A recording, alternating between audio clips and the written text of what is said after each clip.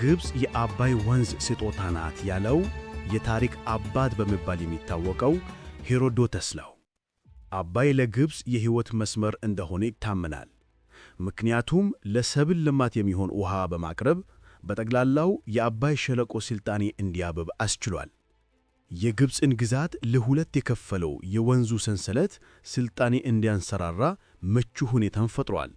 የአባይ ሸለቆ መቆራረጥ የጀመረው በሚዮሲን ዘመን ሲሆን አሁን ያለውን ቅርጹን እንዲይዝ አድርጎታል። የተለያዩ ጂኦግራፊያዊ ሀብቶች ለሀገሪቱ ምስረታ ውጤታማ አስተዋጽኦ አበርክተዋል።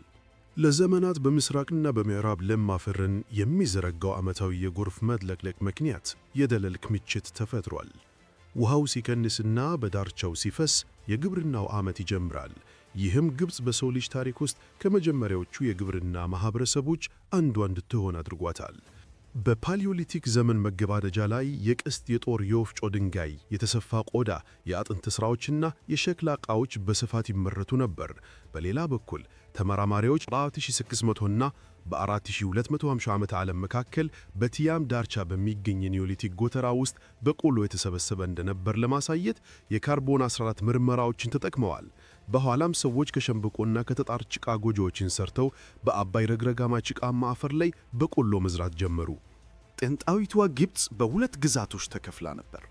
እነሱም የላይኛው ግብፅና የታችኛው ግብፅ ናቸው። የታችኛው ግብፅ በሰሜን በኩል ሲሆን አባይ ከተለያዩ ቅርንጫፎቹ ጋር በመዘርጋት የአባይ ዴልታን ይፈጥራል። እስከ አስዋን ድረስ የተዘረጋው የላይኛው ግብፅ ደግሞ በደቡብ ይገኛል።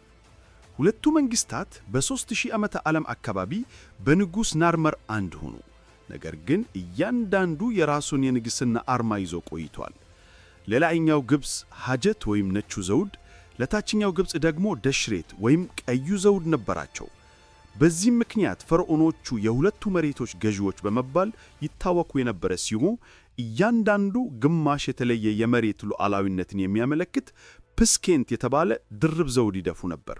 በጥንቷ ግብፅ የቅድመ ሥርወ መንግሥት ዘመን የሚባለው ከጽሑፍ ታሪክ በፊት የነበረውን ጊዜ የሚያጠቃልል ሲሆን ከ6000 እስከ 3150 ዓመተ ዓለም ገደማ ያለውን ጊዜ ይሸፍናል። ይህም ከፓሊዮሊቲክ እስከ ኒዮሊቲክ ዘመንና እስከ መጀመሪያው ሥርወ መንግሥት ምስረታ ድረስ ይዘልቃል። ከዚህ ዘመን የተገኙ የጽሑፍ መዛግብት ባይኖሩም በግብፅ የተደረጉ የአርኪኦሎጂ ቁፋሮ የአባይ ወንዝ ሸለቆን የባህል ታሪክ የሚተርኩ ቅርሶችን አውጥተዋል። የቅድመ ሥርወ መንግሥት ዘመን የተሰየመው በኖሩበት ባህሎች ሳይሆን እነዚህ ቅርሶች በተገኙባቸው ክልሎች ወይም የጥንት ከተማ ቦታዎች ነው። የሐልፋን ባህል በ30,000 ዓመተ ዓለም ገደማ በግብፅና በኑቢያ መካከል በነበረው አካባቢ ተስፋፍቶ ነበር። ይህም በ10,000 ዓመተ ዓለም ገደማ ለቃዳን እና ለሰቢሊያን ባህሎች እንዲሁም ለሐሪፋን ባህል መወለድ ምክንያት ሆኗል።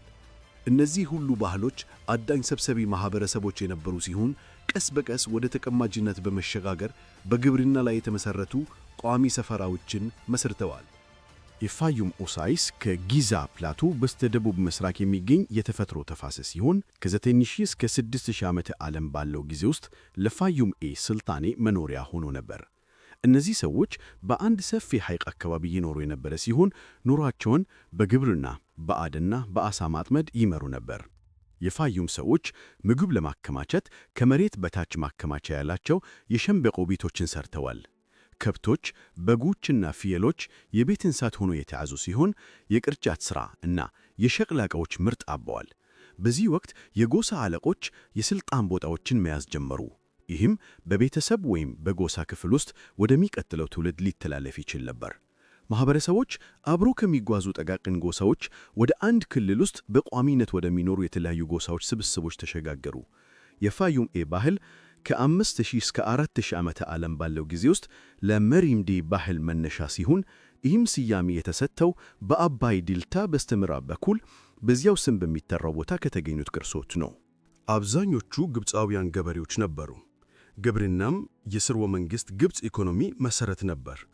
ገበሬዎች ሰብላቸውን ለማብቀል በበጋ ወራት በሚከሰተው ዓመታዊ የጎርፍ መጥለቅለቅ ላይ ይመኩ ነበር።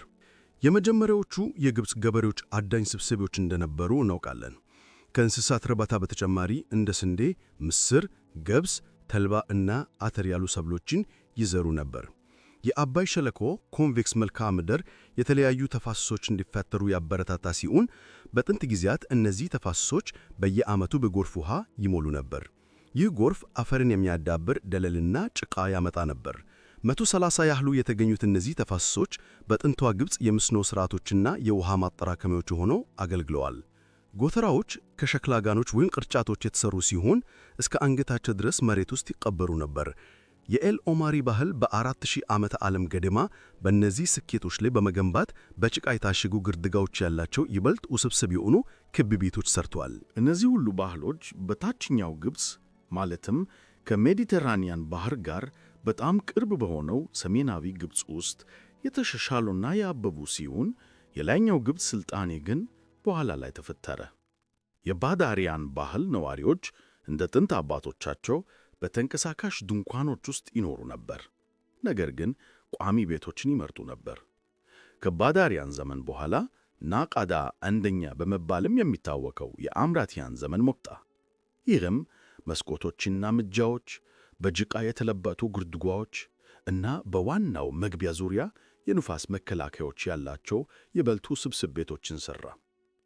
የሟቾችን አካል የማድረቅ ማሚፊኬሽን ልምምድ በ3500 ዓመተ ዓለም ገደማ የተጀመረ ሲሆን የሟች ዕቃዎች አሁንም ከሟቹ ጋር ይቀመጡ ነበር። እነዚህ እድገቶች በገርዜን ባህል ናቃዳ ሁለተኛ በመባልም ይታወቃል። 3500 እስከ 3200 ዓመተ ዓለም የተረዱ ሲሆን ይህም ከሌሎች ክልሎች ጋር ንግድ በመጀመር በባህልና በሥነ ጥበብ ላይ ለውጦችን አነሳስቷል። ቤቶቹ በፀሐይ በደረቀ ጡብ የተገነቡ ሲሆኑ የበልጥ የቅንጦት የነበሩት ደኑ ግቢዎችን ያካተቱ ነበር። ይህም በኋላ በግብፅ ቤቶች ውስጥ የተለመደ ተጨማሪ ነገር ሆነ። ከነቃዳ በስተሰሜን የምትገኘው የአቢዶስ ከተማ ጠቃሚ የመቃብር ቦታ ሆና ትላልቅ መቃብሮች ተገንብተው ኔክሮፖሊስ ወይም የሙታን ከተማን ፈጠሩ። እነዚህ መቃብሮች መጀመሪያ ላይ ከጭቃ ጡቦች የተሰሩ ሲሆን በኋላ ግን ከትላልቅ በጥንቃቄ ከተጠረቡ የኖራ ድንጋዮች ተሰሩ። በመጨረሻም ይህ ቦታ የግብፅ ገዢዎች መቃብር ሆነ።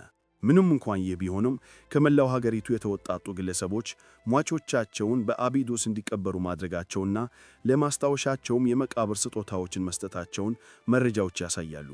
በዚህ ጊዜ የዞይስና የሂራኮን ፖሊስ ከተሞች ጥንታዊ እንደሆኑ ሲቆጠሩ ቲኒስ፣ ነቃዳ እና ነክን በፍጥነት እያደጉ ነበር።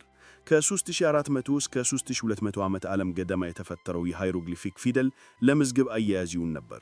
ምንም እንኳን ከዚህ ዘመን ሙሉ አረፍተ ነገሮች ባይገኙም እስካሁን የተገኘው የመጀመሪያው የግብፅ ጽሑፍ ከአቢዶስ የመጣ ሲሆን በሸክላ ዕቃዎች፣ በሸክላ ማህተሞች፣ በአጥንትና በዝሆን ጥርስ ዕቃዎች ላይ ተገኝቷል። በግብፅ ውስጥ ሙሉ አረፍተ ነገሮች የተገኙት ከ500 ዓመታት በኋላ በሁለተኛው ሥርወ መንግሥት በንጉሥ ፔሪፕሰን ዘመን ነው። ይህ ዘመን ከ3300 እስከ 3150 ዓመተ ዓለም ድረስ ወደ ነበረው የነቃዳ ሦስተኛ ዘመን መርጧል። ከነቃዳ ሦስተኛ በኋላ የጥንቱ ሥርወ መንግሥት ዘመንና የግብፅ የጽሑፍ ታሪክ ተጀመረ። በንግድ አማካኝነት ማኅበረሰቦች እየሰፉና እያበቡ ሄዱ። የታችኛውና የላይኛው ግብፅ የሕዝብ ቁጥርን ጨመረ። የጡብ መኖሪያዎችና ሕንፃዎች ያላቸው ትናንሽ መንደሮች ወደ ትላልቅ የከተማ ማዕከላት ተሸጋግረው ብዙም ሳይቆይ ምናልባት በንግድ ምርቶችና በውሃ ሀብቶች ምክንያት ግጭት ውስጥ ገቡ። በዚህ ዘመን የላይኛው ግብፅ ሦስቱ ዋና ዋና ከተማ ግዛቶች ቲኒስ፣ ነቃዳና ነክህን ነበሩ።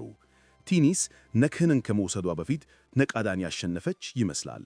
እነዚህ ጦርነቶች ማንነታቸው ባልታወቁት በግንጥ ነገሥታት ስኮርፒየን ኪንግስ እና በሌሎች ምናልባት በካና በናርመር መካከል ተካሂደዋል። በአንዳንድ ተመራማሪዎች መሠረት ግንጥ አንደኛ፣ ግንጥ ሁለተኛ እና ንጉሥ ናርመር የታችኛውንና የላይኛውን ግብፅን ከመውረሩ እንደ አንድ ከማድረጉ እንዲሁም የመጀመሪያውን ሥርወ መንግሥት ከመፍጠሩ በፊት የነበሩ የፕሮቶ ሥርወ መንግሥት ዘመን የመጨረሻዎቹ 3 ገዢዎች ነበሩ። በግብፅ የጥንቱ ሥርወ መንግሥት ዘመን ከ3150 እስከ 2613 ዓመተ ዓለም ባሉት ዓመታት ተጀምረዋል። ይህ የሀገሪቱን ታሪካዊ ዘመን መጀመሪያ የሚያመለክት ሲሆን በዚህ ወቅት የላይኛው ግብፅ ደቡብ እና የታችኛው ግብፅ ሰሜን በማዕከላዊ ባለሥልጣን ስር እንደ አንድ ሀገር ተዋህደዋል። በዚህ ጊዜ ውስጥ የንጉሡ መለኮታዊ አገዛዝ የተጀመረ ሲሆን የጽሑፍ፣ የሥነ ጥበብ እና የሳይንስ እድገትን ጨምሮ የተለየ የግብፅ ባህል ብቅ አለ። የግብፅ የመጀመሪያው ንጉሥ ሜኔስ የላይኛው ግብፅ ገዢ ሲሆን ምናልባትም ከቲኒስ ወይም ከሄራኮን ፖሊስ የመጣ ነው። በ3150 ዓመተ ዓለም ገደማ የታችኛውን ግብፅ ከመቆጣጠሩ በፊት በዙሪያው የነበሩትን ሌሎች ከተማ ግዛቶች አሸንፏል። ናርመር በሁለቱ ከተሞች መካከል ያለውን ግንኙነት ለማጠናከር ሲል የነጋዳዋን ልዕልት ኔትሆቴፕን አገባ። ዓመጾችን ለማፈንና ግዛቱን ወደ ከነዓንና ኑቢያ ለማስፋፋት በታችኛው ግብፅ ወታደራዊ ዘመቻዎችን አካሂዷል። ግዙፍ የግንባታ ፕሮጀክቶችን ስፖንሰር ያደረገ ሲሆን በንግሥናው ዘመን ሁሉ የከተሞች መስፋፋት ታይቷል። የናርመር ልጅ ሁርአሃ በ3100 ዓመተ ዓለም እንደተተካው ይታመናል። የአባቱን ወታደራዊ መስፋፋትና የንግድ እድገት ቀጥሏል። በተለይም በሃይማኖትና ከሞት በኋላ ባለው ሕይወት ጽንሰ ሐሳብ ላይ ፍላጎት የነበረው ሲሆን ማስታባ በመባል የሚታወቀው የመቃብር አይነት የተገነባው በሱ ዘመነ መንግሥት ነው። ሁርአሃ በልጁ ዲጂየር በ3050 ዓመተ ዓለም ተተካ። እሱም የአባቱን ፈለግ ተከትሏል። ልጁ ዲጄት በ3000 ዓመተ ዓለም ገደማ ልዕልት መርኔይትን ያገባ ሲሆን ከሞቱ በኋላ የሀገሪቱን አመራር እንደወሰደች ይቆጠራል። ለሕፃን ልጇ ዴን እንደ ሞግዚት ሆና ግስታ ይሁን ወይስ እንደ ንግሥት ግስታ እንደሆነ በእርግጠኝነት አይታወቅም። ነገር ግን በንግሥናዋ ዘመን አንዲት ሴት በጥንታው ግብፅ ስትገዛ ለመጀመሪያ ጊዜ የተመዘገበ በመሆኑ ታዋቂ ነው። ዴን በ2990 ዓመተ ዓለም ገደማ የመጀመሪያው ስርወ መንግሥት ታላቁ ንጉሥ ተደርጎ ይቆጠራል እና ለ50 ዓመታት ገዝቷል። እንደ ውጤታማ ንጉሥ ያለው ዝና የመነጨው በኢኮኖሚያዊ እድገቱ፣ በወታደራዊ ድሎቹና በአገዛዙ መረጋጋት ሲሆን ይህም በውድ የግንባታ ፕሮጀክቶች እና በረቀቁ የሥነ ጥበብ ሥራዎች ተረጋግጧል። ዴን የላይኛውንና የታችኛውን ግብፅ ዘውዶች ደፍቶ የተወከለ የመጀመሪያው ንጉሥ ሲሆን ይህም የተዋሃደች ሀገርን እንደገዛ ያሳያል። ዴን በሁለት ተጨማሪ ነገሥታት በአኔ ዲጀብ እና በኋላም በሰመርከት ተተካ። ሁለቱም በዓመፅ የተሞሉ አስቸጋሪ የንግሥና ዘመናት ነበራቸው። ስርወ መንግሥቱ ያበቃው በቃ ንግሥና ሲሆን በዚህ ወቅት ወራሾቹ ለዙፋኑ ሲታገሉ በሆቴፕ ሰከምዊ ተሸንፈው ሁለተኛውን ስርወ መንግሥት መሠረቱ። የውስጥ ግጭትና የመረጃ እጥረት ወይም አለመረዳት ሁለተኛውን ስርወ መንግሥት 2880 እስከ 2670 ዓመተ ዓለምን አበላሽቶታል። ከሁለተኛው ስርወ መንግሥት ነገሥታት መካከል አንዳቸውም አስተማማኝ ቀኖች የላቸውም። እንዲሁም የንጉሶቹ ስሞች የቀድሞ ገዢዎችን ስም የሚደግሙ ይመስላሉ። ሁለት ኃያላን በሰላም የሚል ትርጉም ያለው ሆቴፕ ሳከምዊ የዚህ ችግር ዋነኛ ምሳሌ ነው። በስሙ ምክንያት ከቃ በኋላ ለዙፋኑ የተዋጉትን መኳንንት ካስገበረ በኋላ ወደ ስልጣን የመጣ ይመስላል። ነገር ግን ስሙ በቃ መቃብር መግቢያ ላይ ተጽፏል። ይህም ቃን የቀበረው እሱ እንደሆነና የስም ከውርስ ጦርነቱ በፊትም እንደነበረው ያመለክታል። ሆቴፕ ሳከምዊ ወደ ዙፋኑ ሲወጣ ለግብፅ ሰላም እንዳመጣ ቢነገርለትም ለአጭር ጊዜ ነበር። የእሱ ዘመነ መንግሥት አለመረጋጋትና አመፅ የታየበት ነበር። ራነብ ነብራ በመባልም ይታወቃል። ስሙን ከአማልክት ስም ጋር በማያያዝ በንጉሡና በመለኮታዊው መካከል ትስስር የፈጠረ የመጀመሪያው ንጉሥ ነበር። ለፔሪፕሰን ውሳኔ ምንም ምክንያታዊ ማብራሪያ የለም። ቅድመት ምሁራን እሱ ሴትን ብቸኛ አምላክ አድርጎ ያወጀው የመጀመሪያው አሃዳዊ አምላኪ ነበር ይሉ ነበር። ነገር ግን በንግሥናው ዘመን ለተለያዩ አማልክት ያሳየው ታማኝነት ማስረጃዎች ይህንን ውድቅ ያደርጋሉ። ምክንያቱም ስሙ የሚገኘው በላይኛው ግብፅ ብቻ ነው። የታችኛውን ግብፅን የሆረስ ሃይማኖት ራሱን ለመለየት በፖለቲካዊ ምክንያቶች ከሴት ጋር ለመተባበር መርጦ ሊሆን ይችላል።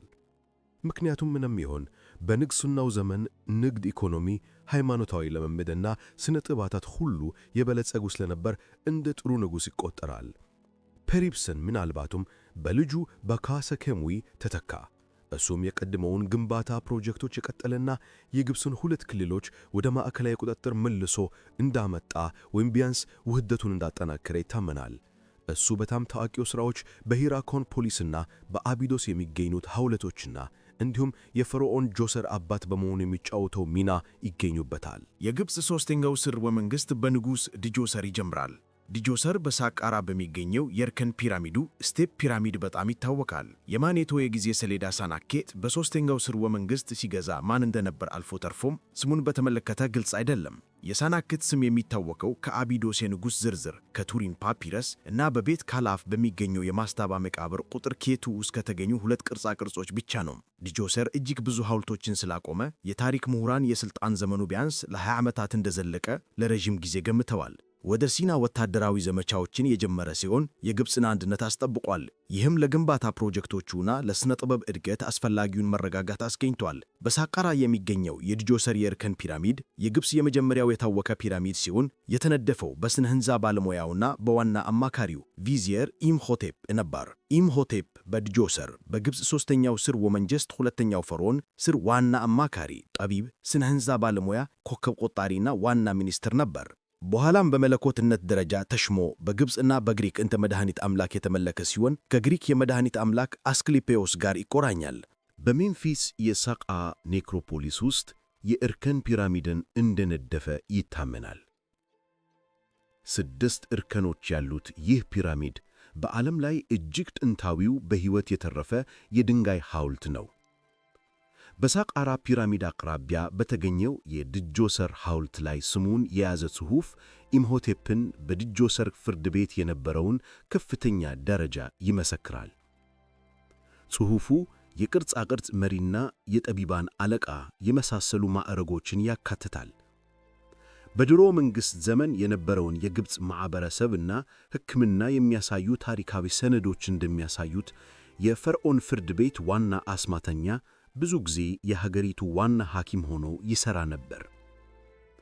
የእርከን ፒራሚድ እንደ ብዙዎቹ የቀድሞ ስርወ መንግሥታት መቃብሮች ጠፍጣፋ ጣሪያና ተዳፋት ጎኖች ያሉት መሠረታዊ የማስታባ ሐውልት ሆኖ ተጀምሯል። ስነ ሕንፃ ባለሙያው ኢምሆቴፕ ግን ለንጉሡ ዘለዓለማዊ መኖሪያ ትልቅ ዕቅድ ነበረው።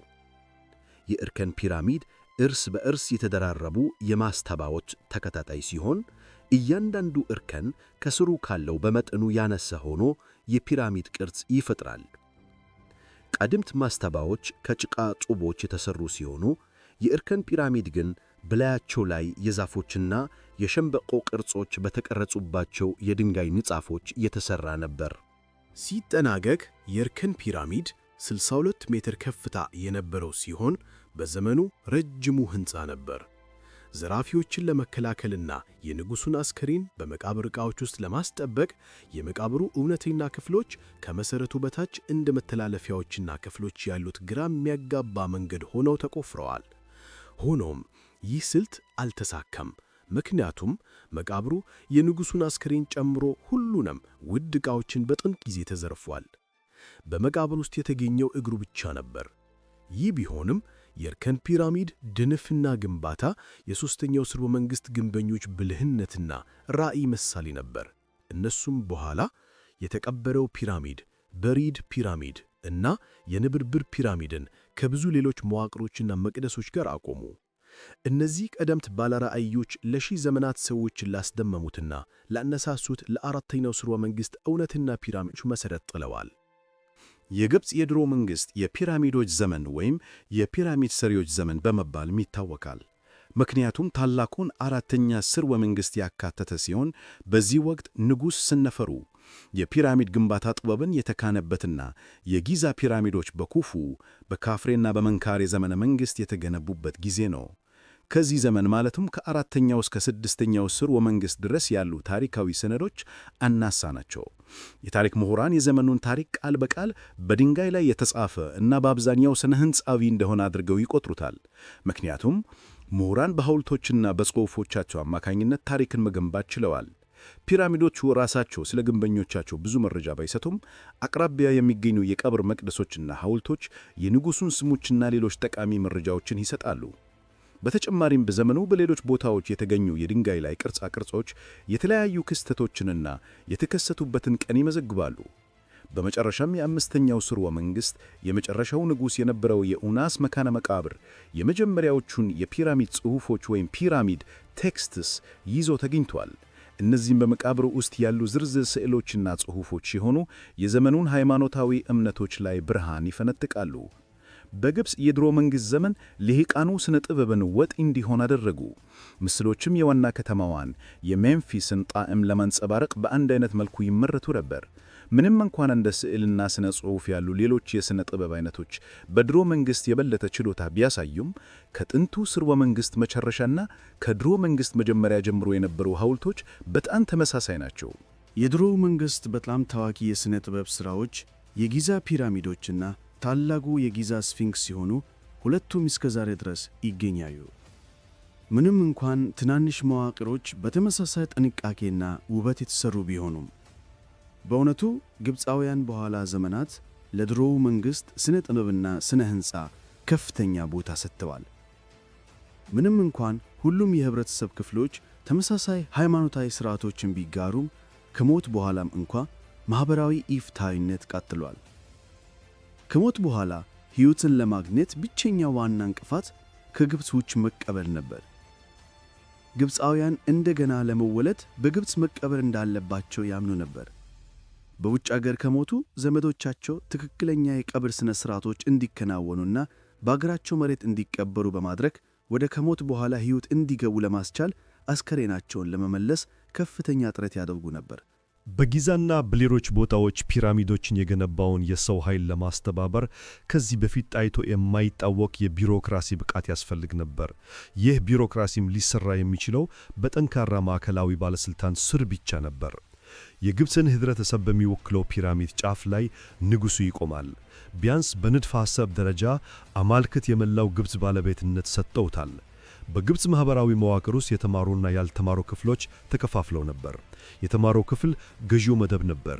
ከሕዝቡ ጥቂት ክፍል የነበሩ ቢሆኑም የጥንቱን የግብፅ ህብረተሰብ ባህሪና ስለ ስልጣን የምናውቀውን ሁሉ ለመወሰን ዋና መስፈርት ነበሩ። ግለሰቦች ከያዙት ቦታ የበለጠ አስፈላጊ ነበሩ። በዚህ ምክንያት ንጉሡ የቢሮክራሲውን ስልጣን ወሰን ቢወስንም ውጤታማ አስተዳደር በመጨረሻ የተመካው በዚሁ የተማሩ መኳንንት ስብስብ ላይ ነበር።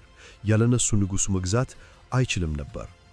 አንድ የግብፅ ንጉሥ እያንዳንዱን የህብረተሰብ ክፍል በግሉ መቆጣጠር ስለማይችል የዋና አማካሪ ቪዚየር ሚና ከጥንቱ ሥርወ መንግሥት ዘመን ጀምሮ ተቋቁመዋል።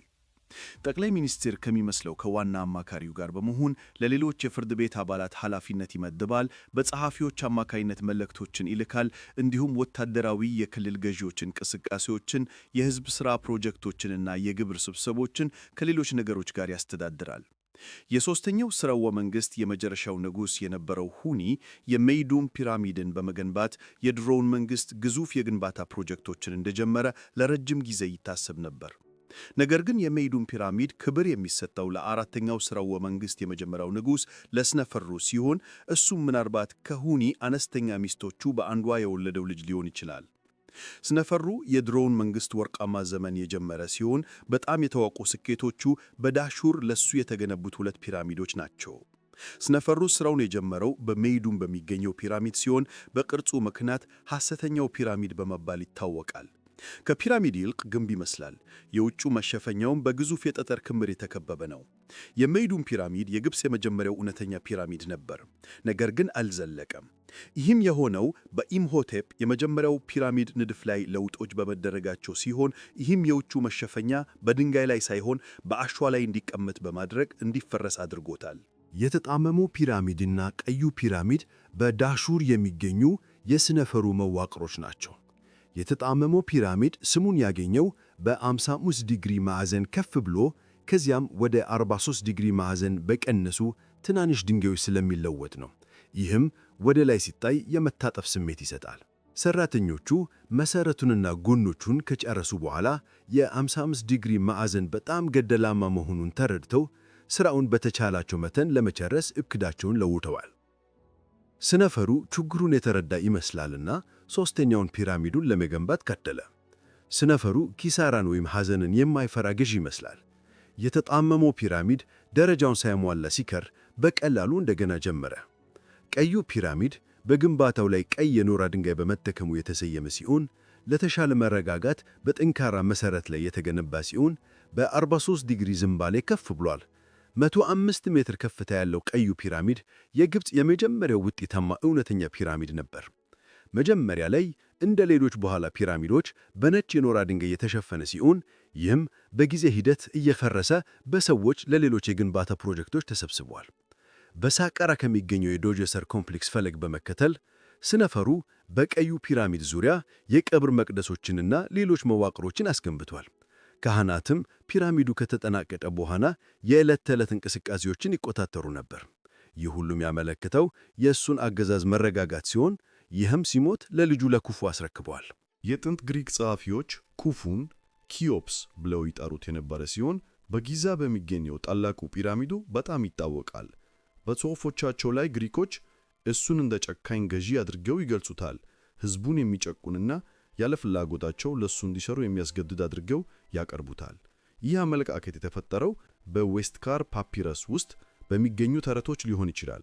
ይህ ፓፒረስ በአራተኛው ሥርወ መንግሥት ነገሥታት ላይ የተጻፉ 4 ታሪኮችን የያዘ ሲሆን በ1824 ዓ.ም ገደማ በሄንሪ ዌስትካር የተገኘ ነው። ፓፒረሱ በኩፉ ልጆች የተተረኩ 4 ታሪኮችን ይዛል። ከነዚህም አንዱ ንጉሥ ኩፉ የተቆረጠን ራስ ወደ ሰውነት መመለስ ይችላለሁ የሚል አንድ አስማተኛ የጠራበትን ታሪክ ያካትታል።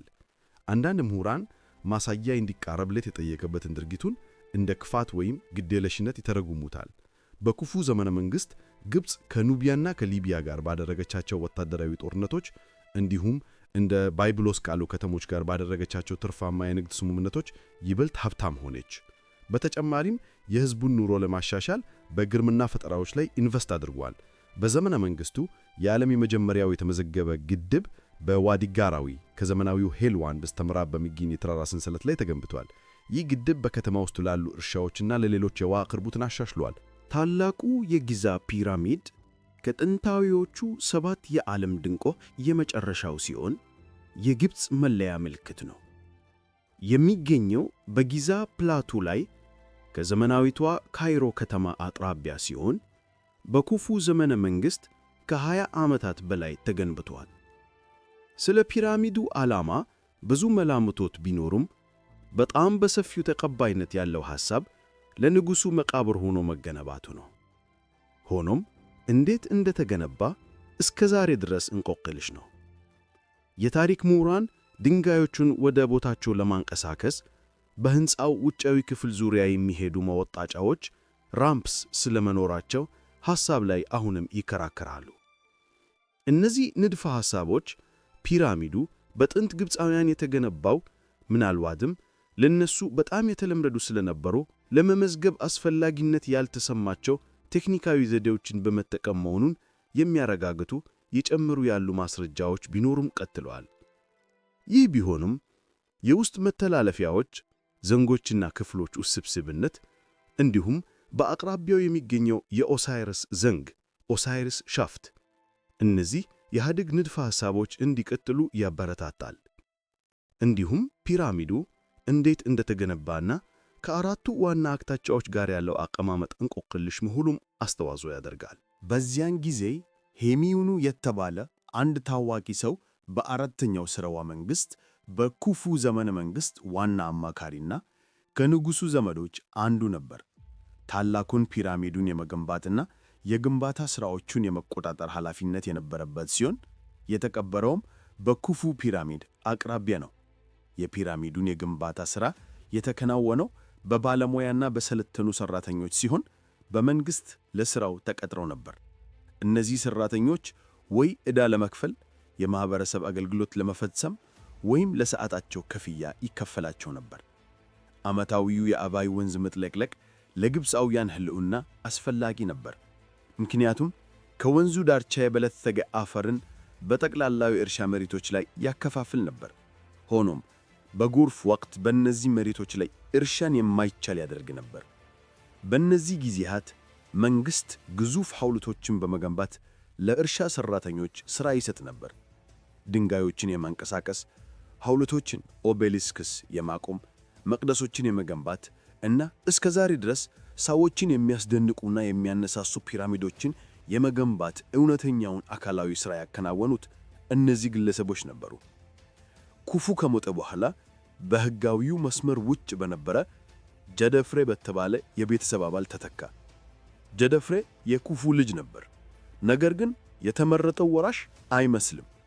አንዳንድ ምሁራን ጀደፍሬ ታላቁን የጊዛ ስፊንክስ እንደገነባ ሲያምኑ፣ ሌሎች ደግሞ ወንድሙና ተከታዩ ካፍሬ እንደገነባው ያምናሉ። ስፊንክስ የዓለም ትልቁ ነጠላ ድንጋይ ሐውልት ሲሆን የተኛ አንበሳ አካልና የንጉሥ ራስ እና ፊት ያለው ነው። በታሪክ የዚህ ንጉሥ ፊት የካፍሬ እንደሆነ ተለይቷል። ነገር ግን ዶብሬቭ እና ሌሎች የኩፉ ነው ብሎ ያምናሉ። በካፍሬ የተገነባ ይመስላል፣ ምክንያቱም ከፒራሚዱ ኮምፕሌክስ ጋር በትክክል የተስተካከለ ሲሆን የስፊንክሱ ፊትም ከኩፉ ይልቅ ካፍሬን ይመስላል። የካፍሬ ፒራሚድ በጊዛ ሁለተኛው ትልቁ ሲሆን የእሱ ኮምፕሌክስም እንደ አባቱ ትልቅ ነው። ስለ ዘመነ መንግሥቱ ብዙ የሚታወቅ ነገር የለም። በግብፁ ጽሑፎች መሠረት የአባቱን ፖሊሲዎችና የመንግሥት ሞዴል የቀጠለ ሲሆን ሥልጣንን በቅርብ ቤተሰቦቹ እጅ በማሰባሰብና በፖሊሲዎችና በሕጎች ላይ ጥብቅ ቁጥጥር በማድረግ ነበር። ከካፍሬ ሞት በኋላ የጀደፍሬ ልጅ ባካ ዙፋኑን ሲይዝ የሥልጣን ሽግግሩ ለጊዜው እንደገና ተስተጓጉሏል። የካፍሬ ልጅ መንካሬ ንጉሥ ከመሆኑ በፊት ለ1 ዓመት እንኳ አልገዛም። ግሪኮችም ሆኑ የግብፅ ጽሑፎች መንካሬን ያወድሳሉ። መንካሬ እንደ አባቱና አያቱ ከእሱ በፊት እንደነበሩት በጊዛ የራሱን ፒራሚድና የመቅደስ ኮምፕሌክስ ግንባታ ጀመረ። የመንካሬ ፒራሚድና ኮምፕሌክስ ከሌሎቹ ሁለቱ ያነሱ ሲሆን ይህን በድሮው መንግሥት ታሪክ ውስጥ ጉልህ እድገትንና ለመውደቁም ከሆኑት ምክንያቶች አንዱን ይወክላል።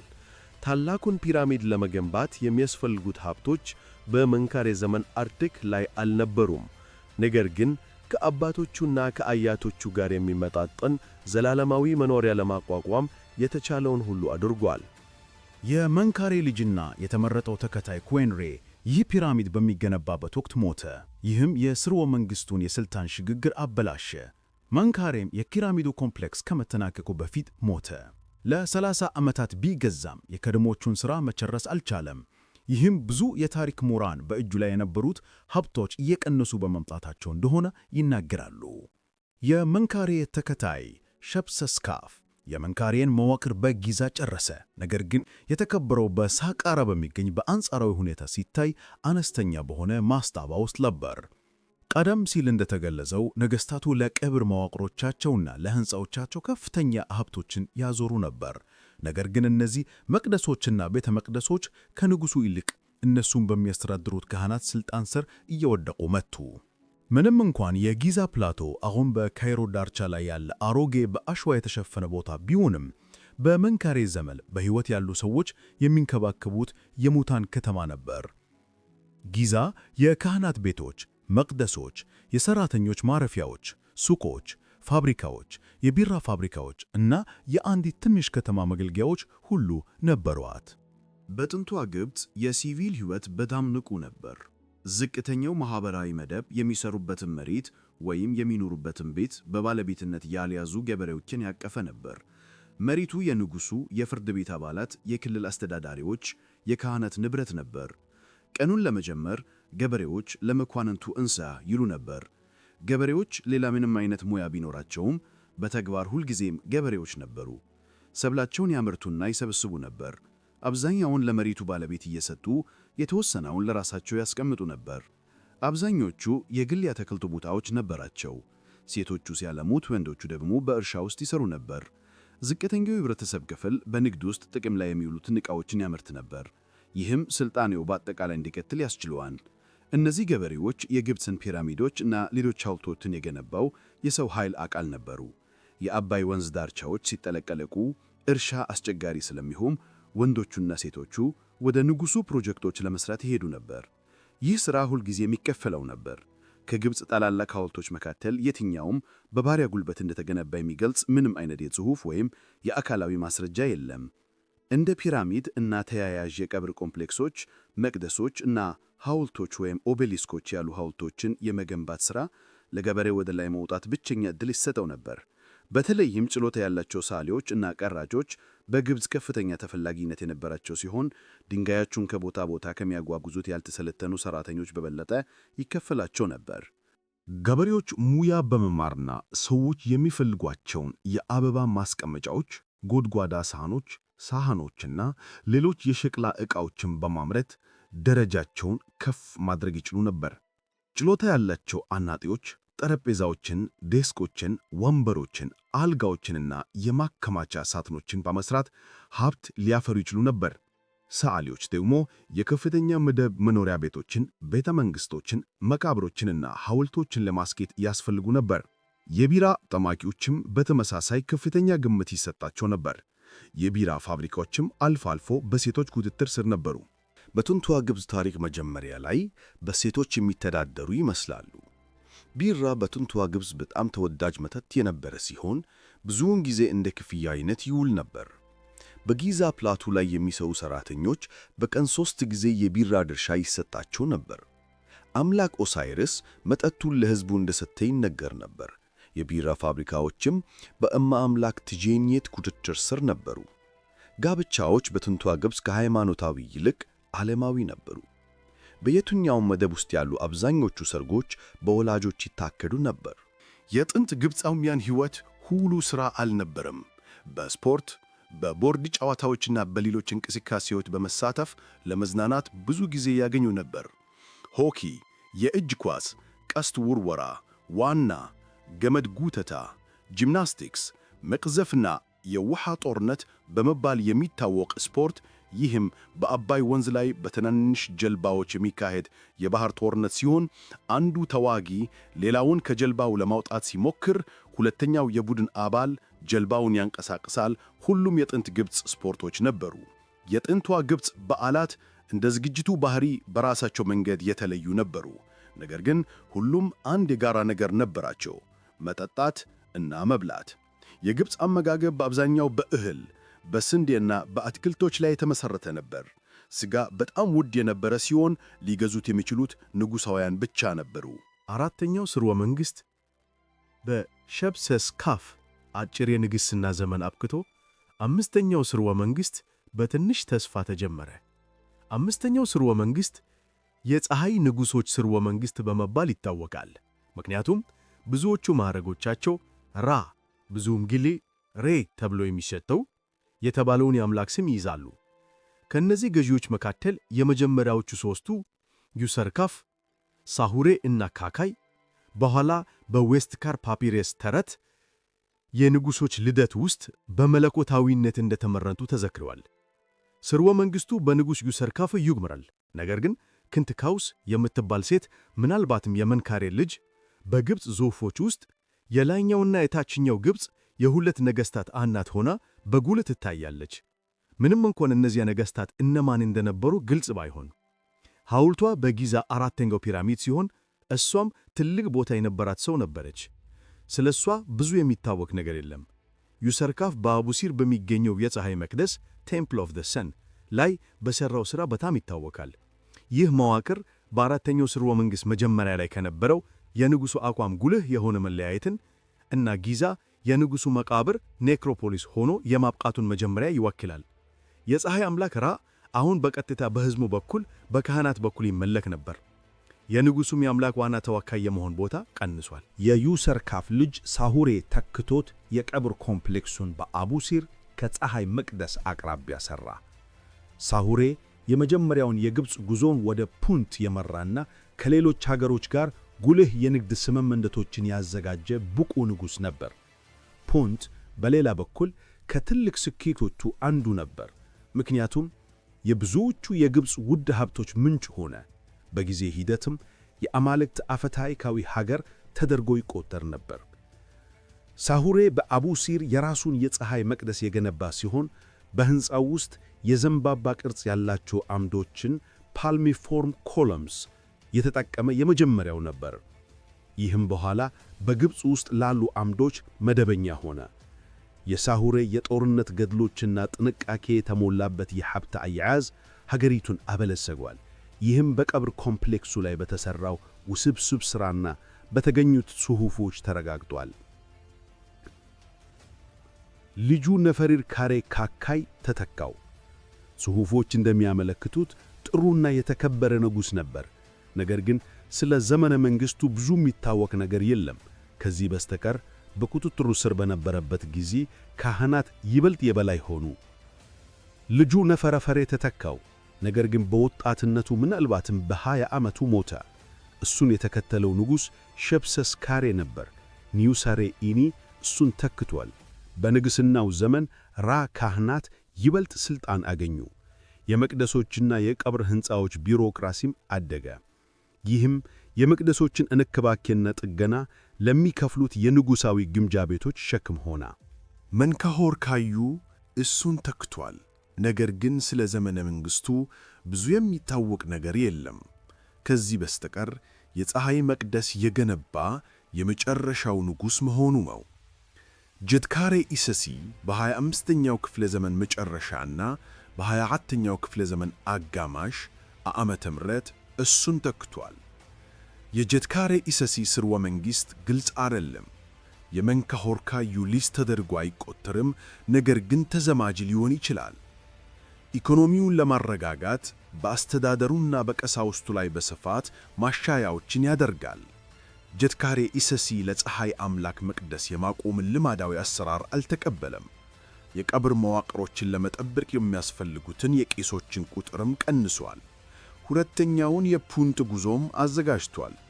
ይህም ግብፅን ያበለጸገና ከፑንጥ ጋር ያለውን ግንኙነት ያጠናከረ ነበር። የጀትካሬ ኢሰሲ ዘመነ መንግሥት በጣም አስፈላጊው ገጽታ ግን በሜምፊስ የነበረው የመንግሥት ሥልጣን ያልተማከለ መሆኑ ነበር። ይህም ለአካባቢ ባለሥልጣናት የበለጠው ሥልጣን ሰጥቷል። ጀትካሬ ኢሰሲ በልጁ ኡናስ ተተካ። የሱ ዘመነ መንግሥት ብዙም አልተመዘገበም። ኡናስ የመቃብሩን ውስጠኛ ክፍል የፒራሚድ ጽሑፎች ፒራሚድ ቴክስትስ በሚባለው ነገር አስጊጦና ጽፎ ያስቀመጠው የመጀመሪያው የግብፅ ንጉሥ ነበር። እነዚህ ጽሑፎች ንጉሡን ከራና ከኦሳይሪስ ጋር ሲነጋገር ያሳያሉ። ስድስተኛው ሥርወ መንግሥት ሲጀምር የንጉሡ ቦታ ቀድሞውኑ በእጅጉ ቀንሶ ነበር። የአካባቢ ባለሥልጣናትና ቢሮክራቶች ከመኳንንቱ የበለጠ የተራቀሙ መቃብሮችን በንጉሥ ቴቲ ዘመነ መንግሥት ሰርተዋል።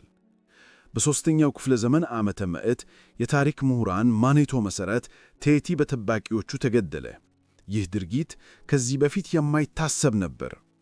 እሱን የተካው ዩሰርካሬ ሲሆን እሱም በግዳዩ ዕቅድ ውስጥ ተሳትፎ ሊኖረው ይችላል። የእሱ ዘመነ መንግሥት አጭር ነበር። እሱን የተከተለው ሜሪሬ ፔፒ አንደኛ ሲሆን በሱ ዘመን የክልል አስተዳዳሪዎች ኖማርክስ ሥልጣን አገኙ። በድሩ መንግሥት መጨረሻ የፖለቲካ ሥልጣኑ ተበታትኖ ሥርዓቱ ያልተማከለ ሆነ። የማዕከላዊ ሥልጣን መልሶ ማቋቋም እስከ 12ኛው ሥርወ መንግሥት ድረስ የዘለቀ ረጅም ሂደት ነበር። በማዕከላዊ ሥልጣን መፈራረስ ምክንያት የፖለቲካ ሥልጣኑ ሙሉ ቁጥጥር ወደያዙት የክልል አስተዳዳሪዎች እጅ ገባ። ይህ ሁኔታ በመሬንሬ ነምቲየምሳፍ አንደኛና በነፈርካሬ ፔፒ ሁለተኛ ዘመነ መንግሥት ቀጥሏል። ፔፒ ሁለተኛ በሕፃንነቱ ወደ መንግሥቱ የመጣ ሲሆን በእርጅናው ሞተ። ይህም ወደ 100 ዓመት የሚጠጋ አስደናቂ አገዛዝን ያሳያል። በፔፒ ሁለተኛ ረጅም ዘመነ መንግሥት የድሮ መንግሥት ቀስ በቀስ ፈረሰ። የክልል አስተዳዳሪዎችና የቀሳውስት እየጨመረ የመጣው ተጽዕኖ የማዕከላዊ መንግሥታትንና የንጉሣችን ሥልጣን አሳነሰ። ፔፒ ሁለተኛ በመሬንሬ ነምቲየምሳፍ ሁለተኛ በአጭር ዘመነ መንግሥት ተተካ። ሥርወ መንግሥቱም በነተጀርካሬ አበቃ። እሷም በአንዳንድ ምሁራንና የግብፅ ተመራማሪዎች ዘንድ ከሄሮዶተስ ዘገባ ስለ አንዲት የግብፅ ንግሥት ወንድሟን በመግደላቸው ገዳዮቿን በግብዣ ላይ በማስጠም የበቀለችውን ንግሥት ኒቶክሪስ እንደሆነች ተለይታለች። ፔፒ ሁለተኛ ከዙፋኑ ወራሾች ሁሉ በሕይወት ቆይቷል። በመጨረሻዎቹ ዓመታትም በጣም ውጤታማ ያልሆነ ንጉሥ ይመስላል። በሀገሪቱ ውስጥ ድርቅ ረሃብን ሲያስከትል ምላሽ የሚሰጥ ውጤታማ ማዕከላዊ ባለሥልጣን አልነበረም። የድሮ መንግሥት በስድስተኛው ሥርወ መንግሥት አበቃ። ምክንያቱም ሕዝቡን የሚመራ ኃይለኛ ገዢ ወደ ዙፋኑ አልወጣም። የአካባቢ ባለሥልጣናት በአካባቢያቸው ላይ ያተኮሩ ሲሆን የቀረውን የሀገሪቱን ክፍል ለመርዳት የሚያስችል አቅምና ተነሳሽነት አልነበራቸውም። ስድስተኛው ሥርወ መንግሥት ሲያበቃ ግብፅ ቀስ በቀስ ወደ የመጀመሪያው የሽግግር ዘመን ፈርስት ኢንተርሚዲየት ፒሪየድ ገባች። የመጀመሪያው የሽግግር ዘመን በዋነኝነት የሚታወቀው የየክልሎቹ አስተዳዳሪዎች ሥልጣን በመጨመሩና በሜምፊስ የነበረው የማዕከላዊ መንግሥት ኃይል በመዳከሙ ነው። እንደ ጊዛ ፒራሚዶች ያሉ የድሮ መንግሥት ታላላቅ ግንባታዎች በመጀመሪያው የሽግግር ዘመን አልተገነቡም። ምክንያቱም እንዲገነቡ የሚያዝና የሚከፈል ጠንካራ ማዕከላዊ ገዢ አልነበረም፣ እንዲሁም ግዙፉን የሰው ኃይል የሚያስተባብር አስተዳደር አልነበረም። ከታሪካዊ መረጃዎች ጥናት የሚገኘው የባህል ገጽታ ሁከት የነገሰበትን የጨለማ ዘመንን አይደግፉም። ይልቁንም ከዚህ በፊት ከነበረው የተለየ ማኅበራዊና ፖለቲካዊ ሞዴልን ያሳያል። አለመረጋጋትና ሥርዓት አልበኝነት ስለመኖሩ የሚገልጸውን ክስ የሚደግፍ አንዳንድ ታሪካዊ ማስረጃ አለ። ይህም የሚመነጨው አንድ ወጥ የሆነ ጠንካራ ማዕከላዊ መንግሥት ባለመኖሩ ነው። የሀገሪቱ የተለያዩ ክልሎች በመሠረቱ በራሳቸው የሚተዳደሩ ነበሩ። የሰባተኛውና የስምንተኛው ሥርወ መንግሥታት ነገሥታት ላይ የመረጃ እጥረት መኖሩ ውጤታማ አለመሆናቸውን ይመሰክራል።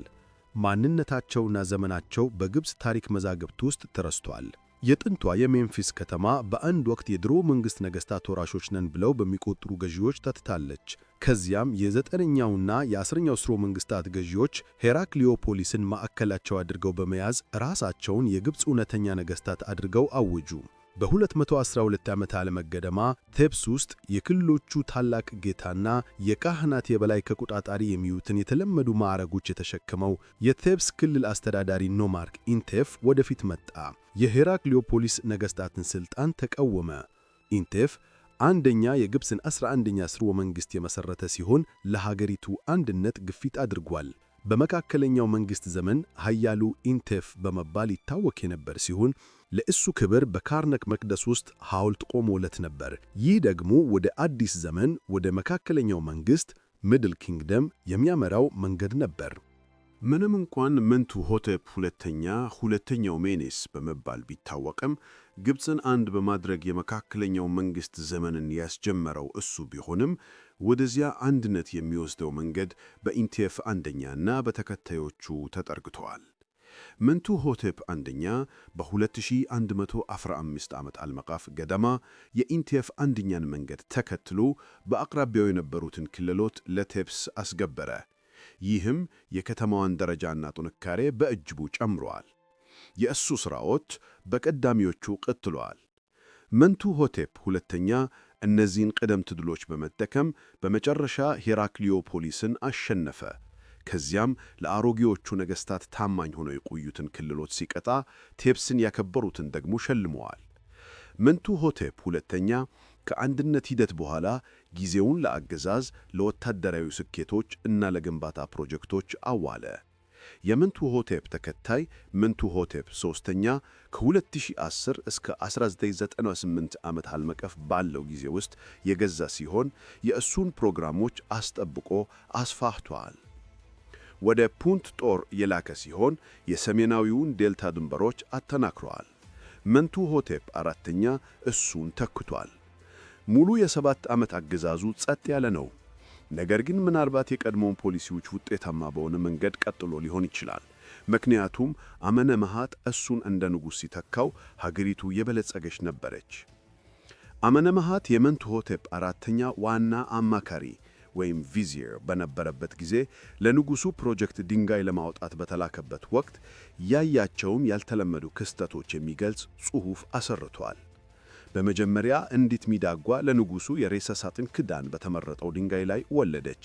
ይህም ድንጋዩ በመረባትና በሕይወት የተባረከ ስለነበር በትክክል እንደተመረጠ ያሳያል።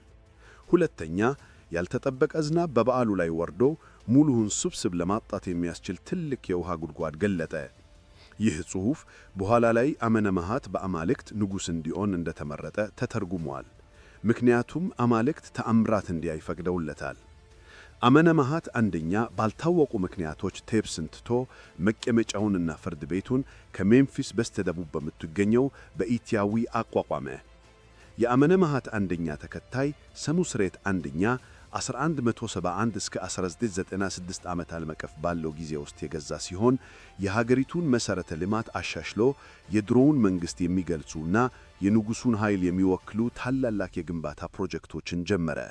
ይህም በካርናክ የሚገኘውን የአሙን መቅደስን ጨምሮ የታላቁን የመቅደስ ኮምፕሌክስ ግንባታ አስነስቷል።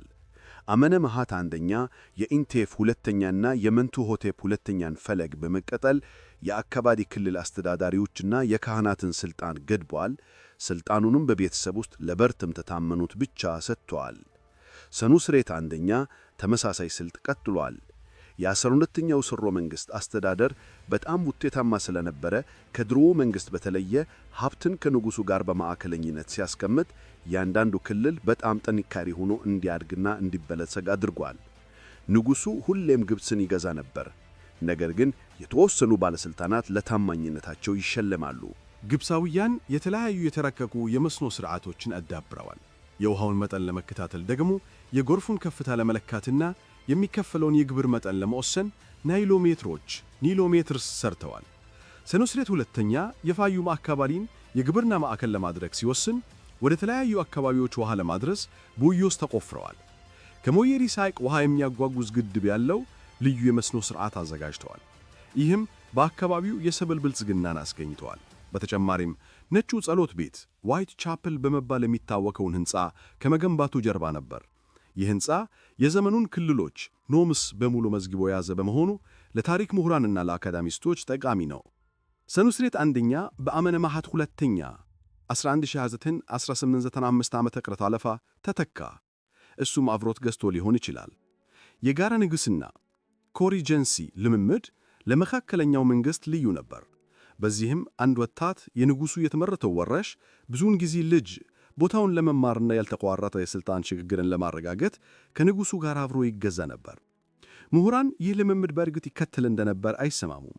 ምንም እንኳን በአመነ ማሃት ሁለተኛና በተከታዩ ሰኑስሬት ሁለተኛ 1897ና 1878 ዓመተ ምህረት አለፋ እንደተከተለ ጥርጥር ባይኖርም በኦፊሻላዊ ካርቱሾች ላይ የሁለት ገዢዎች ድርብ ቀኖች መኖሩ የጋራ ንግሥናን ያመለክታል። የአመነ ማሃት ሁለተኛ ዘመነ መንግሥት ብዙም አይታወቅም። ነገር ግን ሰኑስሬት ሁለተኛ ከክልል አስተዳደሮች ጋር በነበረው ጥሩ ግንኙነት እና በሀገሪቱ ብልጽግና መሻሻል ይታወቃል። በሰኑስሬት ሁለተኛ ዘመነ መንግሥት የአካባቢ ባለሥልጣናት ልክ በድሮ መንግሥት መጨረሻ ላይ እንዳደረጉት የበለጸጉ መሆናቸው ልብ ሊባል የሚገባው ነው። ነገር ግን ይህ ከዚህ በፊት እንደነበረው ለመንግሥቱ ችግሮች አላስከተለም። ሰኑስሬት ሁለተኛ በሰኑስሬት ሦስተኛ 1878-1860 ዓመተ ዓለመት ተከትሎ እሱም የዘመኑ በጣም ኃያል ንጉሥ የነበረ ሲሆን ዘመነ መንግሥቱም በጣም የበለጸገ ስለነበር በሕይወት እያለ በመለኮትነት ደረጃ ተሾሟል። አገዛዙ በወታደራዊ ወደ ኑቢያ መስፋፋት እንዲሁም በግብፅ ሀብትና ተጽዕኖ መጨመር ይታወቃል። ሰኑስሬት ሦስተኛ የግብፅን የባህል እሴት የሆነውን የወታደራዊ ችሎታንና ፈጣን እርምጃን ምሳሌ ነበር። የጦረኛ ንጉሥ ቁንጮ ነበር። በሰራዊቱ ራስ ላይ ሆኖ የማይበገር እንደሆነ ይታሰብ ነበር። ወደ ኑቢያ ያደረጋቸው ጉዞዎች የግብፅን ድንበሮች አስፍተዋል። በድንበሩ ላይ ያቆማቸው ምሽጎችም ንግድን አመቻችተዋል። ወደ ፍልስጤምም ጉዞ አካሂዷል። በዚህም ምክንያት ከዚያ አካባቢ ጋር የነበረው የንግድ ግንኙነት ተሻሽሏል። የጎርፉ ለመቆጣጠርና የመስኖ ውሃን ለመምራት ጥንት ግብፃውያን እንደ ኤላሁን ግድብ ያሉ የምድርና የድንጋይ ግድቦችን ሰርተዋል። ይህ ግድብ የተገነባው በ12ኛው ስርወ መንግሥት በንጉሥ አመነ ማሃት ሦስተኛ ዘመነ መንግሥት ሲሆን የሰኑስሬት ሦስተኛ ዘመነ መንግሥት ተከትሎ ነበር። ምክንያቱም የጎርፉን ውሃ ለመስኖ ሥርዓት በሚገባ ለመጠቀምና ሀገሪቱን ከአጥፊ ከፍተኛ የውሃ መጠን ለመጠበቅ ፈልጎ ነበር። የመዝሪያ ወቅት ዝግጅቶች የሚጀመሩት በኖቬምበር መጀመሪያ ላይ ውሃው ከተፋሰሶቹ ሙሉ በሙሉ ከመውጣቱ በፊት ነበር። እርሻዎች ለመዝራት ከመዘጋጀታቸው በፊት የመስኖ ተቋማት ይተገኑ ወይም ይጸዱ ነበር። የንብረት መስመሮችም እንደገና ይገመገሙ ነበር።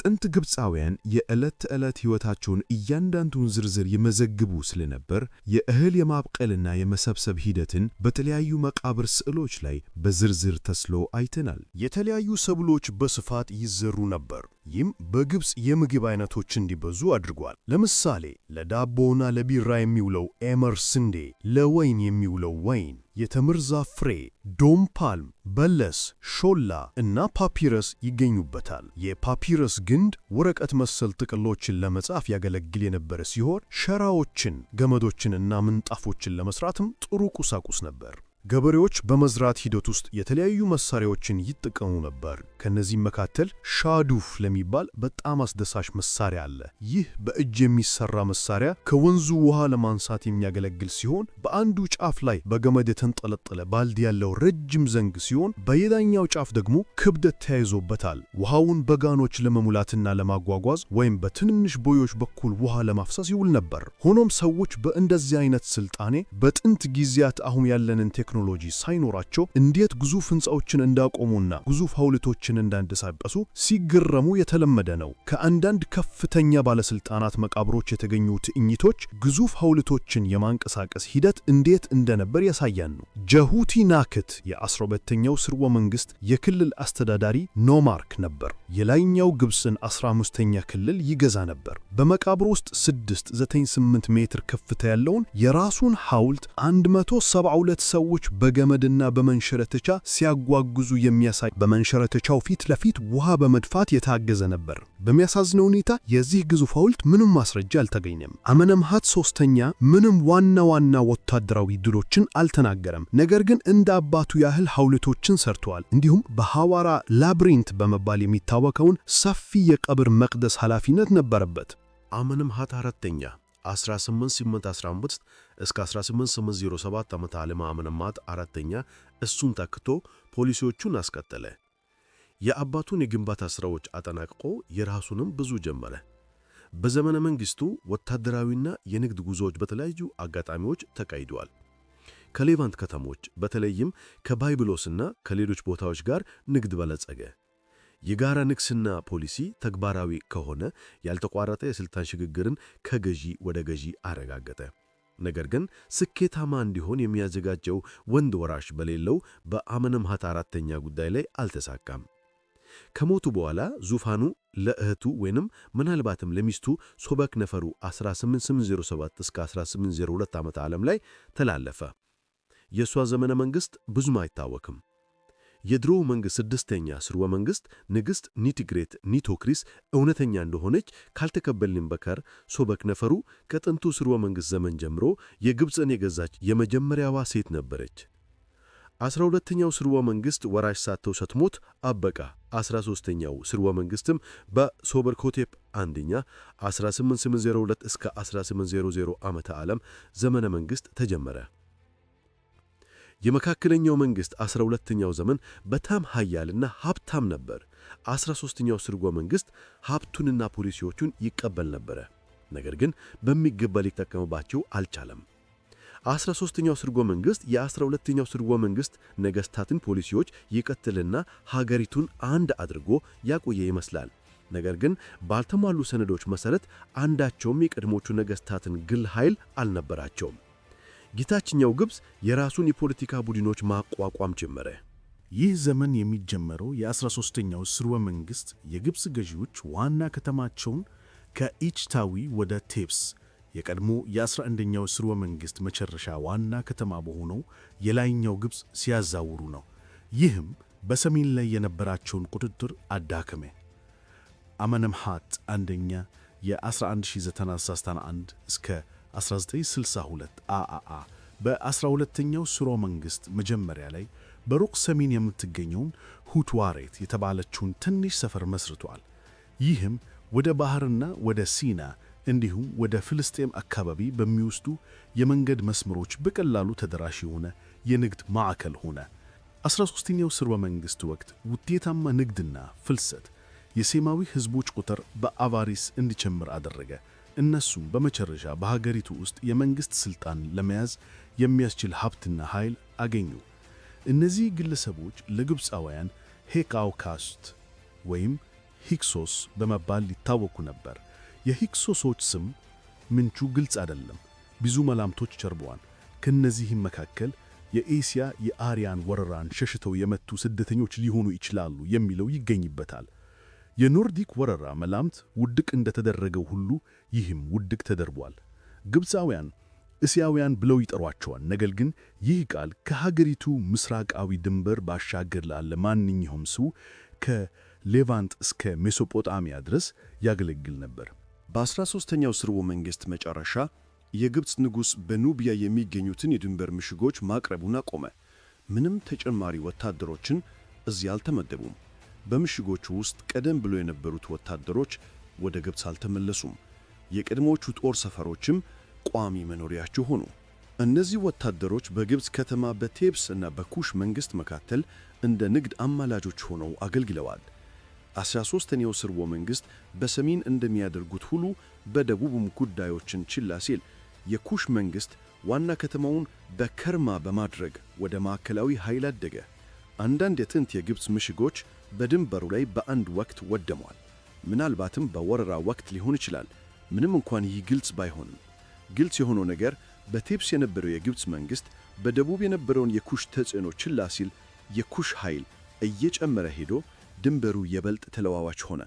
ወደ ኋላ የተተዉት ወታደሮች ከወረራ የመከላከል ኃላፊነታቸውን ማየት አቁመው ከወታደራዊ ሰዎች ይልቅ ከነጋዴዎች ሚና ጋር የበልጥ ተላምዶ ነበር። ለ13ኛውና ለ16ኛው ሥርወ መንግሥታት መጨረሻ ክፍል የተመዘገቡት ነገሥታት ግብፃውያን ያልሆኑ ወይም ቢያንስ የግብፅ ስሞች የሌላቸውና የሂክሶስ ገዢዎች እንደሆኑ ይቆጠራሉ። የጊዜ ሰሌዳቸው የተዘበራረቀ ሲሆን አንዳንድ ስሞች የሚታወቁት ከሥነ ሥርዓታዊ ዕቃዎች ብቻ ነው። ሌሎች ደግሞ ከንጉሥ ዝርዝሮች ቁርጥራጮች ብቻ ስለሚታወቁ ቀንን መወሰን አስቸጋሪ ያደርገዋል። ሂክሶሶች የምሥራቃዊውን ዴልታ በኢኮኖሚ ተቆጣጠሩ። ከዚያም ወደ ሰሜን በመግፋት ስምምነቶችን በመደራደር እና ከተለያዩ የክልል አስተዳዳሪዎች ኖማርክስ ጋር ውሎችን በመፍጠር ከፍተኛ መጠን ያለውን ግዛት እስኪቆጣጠሩ ድረስ እና የፖለቲካ ሥልጣንን እስኪያገኙ ድረስ ቀጠሉ። አንዴ ባባሪስ ከተመሠረቱ በኋላ ሂክሶሶች ግብፃውያንን ወደ ሥልጣን ቦታዎች ከፍ አደረጉ። የግብፅን ልማዶችና አለባበስ ተቀበሉ። እንዲሁም የግብፅ አማልክትን አመልኮ ወደ ራሳቸው እምነቶችና ሥነ ሥርዓቶች አዋህደዋል። የሂክሶስ ነገሥታት የግብፅን 15ኛ ሥርወ መንግሥት መሠረቱ። ነገር ግን አንዴ ከተባረሩ በኋላ ወራሪዎቹ ቴብሳውያን በግብፅ የነበረውን የሂክሶሶችን ዱካ ሁሉ አጠፉ። በአቫሪስና በሌሎች ቦታዎች ከተገኙት የጽሑፎችና የሌሎች ጽሑፎች ፍርስራሾች ምስጋና ይግባውና ጥቂት የሂክሶስ ገዢዎች ብቻ በስም ይታወቃሉ። ከእነዚህም መካከል በጣም የታወቀው አፔፒ ይገኝበታል። አፔፒ አፖፊስ በመባልም ይታወቅ የነበረ ሲሆን ከፀሐይ አምላክ ራ ጠላት ከሆነው ግዙፍ እባብ አፖፊስ ወይም አፔፕ ጋር የተያያዘ የግብፅ ስም ነበረው። በተመሳሳይ ጊዜ ሂክሶሶች በሰሜናዊ ግብፅ ወደፊት ሲመቱ፣ ኑቢያውያን በደቡብ ሥልጣን አገኙ። የመካከለኛው መንግሥት 13ኛው ሥርወ መንግሥት ልክ እንደ ታችኛው ግብፅ ለደቡባዊ ድንበሩ ትኩረት መስጠትን ረስቶ ነበር። ቴብስ የላይኛው ግብፅ ዋና ከተማ ሆና ቆየች። ነገር ግን መላውን ሀገር ከመግዛት ይልቅ በሰሜን በሂክሶሶችና በደቡብ በኑቢያውያን መካከል ተጨምጋ ነበር። እንደ ማኔቶ ዘገባ የሂክሶሱ አፔፒ ለቴብሱ ንጉሥ ሰቀነንሬ ታኦ 1580 ዓመተ ዓለም ምህረት በፊት ከከተማው በምስራቅ የሚገኘውን የጉማሬ ገንዳ አስወግድ፣ ምክንያቱም ቀንና ሌሊት እንዳልተኛ ይከለክለኛል ሲል ጻፈ። መልእክቱ ምናልባትም ስለ ቴብሳውያን የጉማሬ አደን ልምምድ ሊሆን ይችላል። ይህም ሴትን የሚያመልኩትንና ጉማሬን በሃይማኖታዊ ሥርዓታቸው ውስጥ ያካተቱትን ሂክሶሶችን የሚያስድብ ነበር። ታኦ ጥያቄውን ከመፈጸም ይልቅ እንደ ሉዓላዊነቱ ላይ እንደ ተሰነዘረ ጥቃት ቆጥሮ ወደ አቫሪስ ዘመተ። የእሱም ማይ በጦርነት እንደተገደለ ያሳያል። ይህም ከሚከተሉት ክስተቶች ጋር በመሆን ቴብሳውያን በዚህ ጦርነት እንደተሸነፉ ያሳያል። የታኦ ልጅ ካሞሴ ጉዳዩን ተረከበ። በእስያውያን ግብር መክፈል ስላለበትና በሰሜንና በደቡብ ባሉ የውጭ ዜጎች ጋር መገናኘት ስላለበት በጽሑፍ ላይ በምሬት አዝኗል። በሂክሶሶች ላይ ትልቅ ጥቃት የሰነዘረ ሲሆን እንደ ትረካው አቫሪስን አጠፋ። ካሞሴ ጥቃቱ በጣም ፈጣንና አስፈሪ ስለነበር የሂክሶስ ሴቶችን መካን እንዳደረገና ከካርኔጅ በኋላ ከተማውን እስከ መሠረቷ እንዳጠፋት ዘግቧል። ይህ ታሪክ የተጋነነ ይመስላል። ምክንያቱም ሂክሶሶች ከካሞሴ ወረራ ከ3 ዓመት በኋላ የታችኛውን ግብፅ ተቆጣጥሮ የቆዩ ሲሆን አቫሪስም የሂክሶስ ምሽግ ሆና ቀጥላለች። ካሞሴ በወንድሙ አህሞሴ ተተካ። እሱም እንደ ጽሑፎቹ ሂክሶሶችን ከግብፅ አባርሮ ዋና ከተራቸውን አቫሪስን አጠፋ። እነዚህ ክስተቶች በሌላ ሰው በአህሞሴ የኢባና ልጅ በንጉሥ አህሞሴ ስር የተዋጋ ወታደር መቃብር ጽሑፎች ላይ ተገልጸዋል። እሱም የአቫሪስን ጥቃትና የቀሩት ሂክሶሶች ወደ ፍልስጤም ክልል ወደ ሻሩሄን ማፈግፈጋቸውን ይገልጻል። አህሞሴ ከዚያም ይችን ከተማ ለ6 ዓመታት ከበባት። ሂክሶሶቹ እንደገና እስከሸሹ ድረስ በዚህ ጊዜ ወደ ሶሪያ፣ ምንም እንኳን ከዚያ በኋላ ምን እንደደረሰባቸው ባይታወቅም። አህሞሴ አንደኛ 18ኛውን ሥርወ መንግሥት መስርቶ ብቻ ሳይሆን የግብፅን አዲስ መንግሥት ኒው ኪንግደምን የግብፅን ግዛት ዘመንም ጀመረ። ሂክሶሶች የባለሙያ የግብፅ የወረራ ሰራዊት እንዲፈጠር ምክንያት ሆኑ። ምክንያቱም አህሞሴ አንደኛና እሱን የተከተሉት ምንም አይነት የውጭ ሀገር በምድራቸው ላይ እንደዚህ አይነት የበላይነት ዳግመኛ እንዳያገኝ ለማረጋገጥ ፈልገው ነበር። አዲሱ መንግሥት የሚሆነው ድል በግብፅ ከዚህ በፊት ታይቶ የማይታወቅ የብልጽግናና የስኬት ዘመን፣ የሁለተኛው የሽግግር ዘመን ውርስ ነው። በአህሞሴ አንደኛ የተመሠረተው የግብፅ 18ኛው ሥርወ መንግሥት ከድሮ መንግሥት ፒራሚዶች ወዲህ አንዳንድ በጣም የታወቁና የማይረሱ ሐውልቶችን ይገነባል። የግብፅንም ድንበሮች ወደ መንግሥት ያስፋፋል። አህሞሴ አንደኛ ሂክሶሶች በጣም በአስተማማኝ ሁኔታ ራሳቸውን ማቋቋም የቻሉት የቀድሞቹ የግብፅ ነገሥታት ስለፈቀዱላቸው መሆኑን ተገንዝቧል። በዚህም ምክንያት ሀገሪቱን ለመጠበቅ በግብፅ ድንበሮች ዙሪያ የተጠበቁ ቦታዎችን ለማቋቋም እና ችላ የተባሉ ሰፈሮችን በስትራቴጂካዊ ቦታዎች ለማጠናከር ወሰነ። የአህሞሴ አንደኛ ጦርነት ከሂክሶሶች ጋር እሱና ሰራዊቱን ከፊልስጤምና ከሶሪያ አካባቢዎች ጋር እንዲገናኙ አድርጓል። እዚያም ሥራዎቹን የቀጠለ ሲሆን በደቡብ በኩል በኩሽና በኑቢያ መንግሥት ላይ ወታደራዊ ጉዞዎችን አካሂዷል። ሲሞት ሀገሪቱን ጠብቆ ሥልጣኑን አጠናክሯል። ለተከታዩ ለአሜንሆቴፕ አንደኛ ከ1571 ወደ 1520 ዓመተ ምህረቱ የተረጋጋ የፖለቲካና የኢኮኖሚ ሁኔታን ትቶ አልፏል። ጽሑፎች እንደሚያሳዩት አሜንሆቴፕ አንደኛ የአባቱን ፖሊሲዎች የተከተለና ራሱን እንደ ጦረኛ ንጉሥ በአባቱ ሞዴል ያደረገ ነው።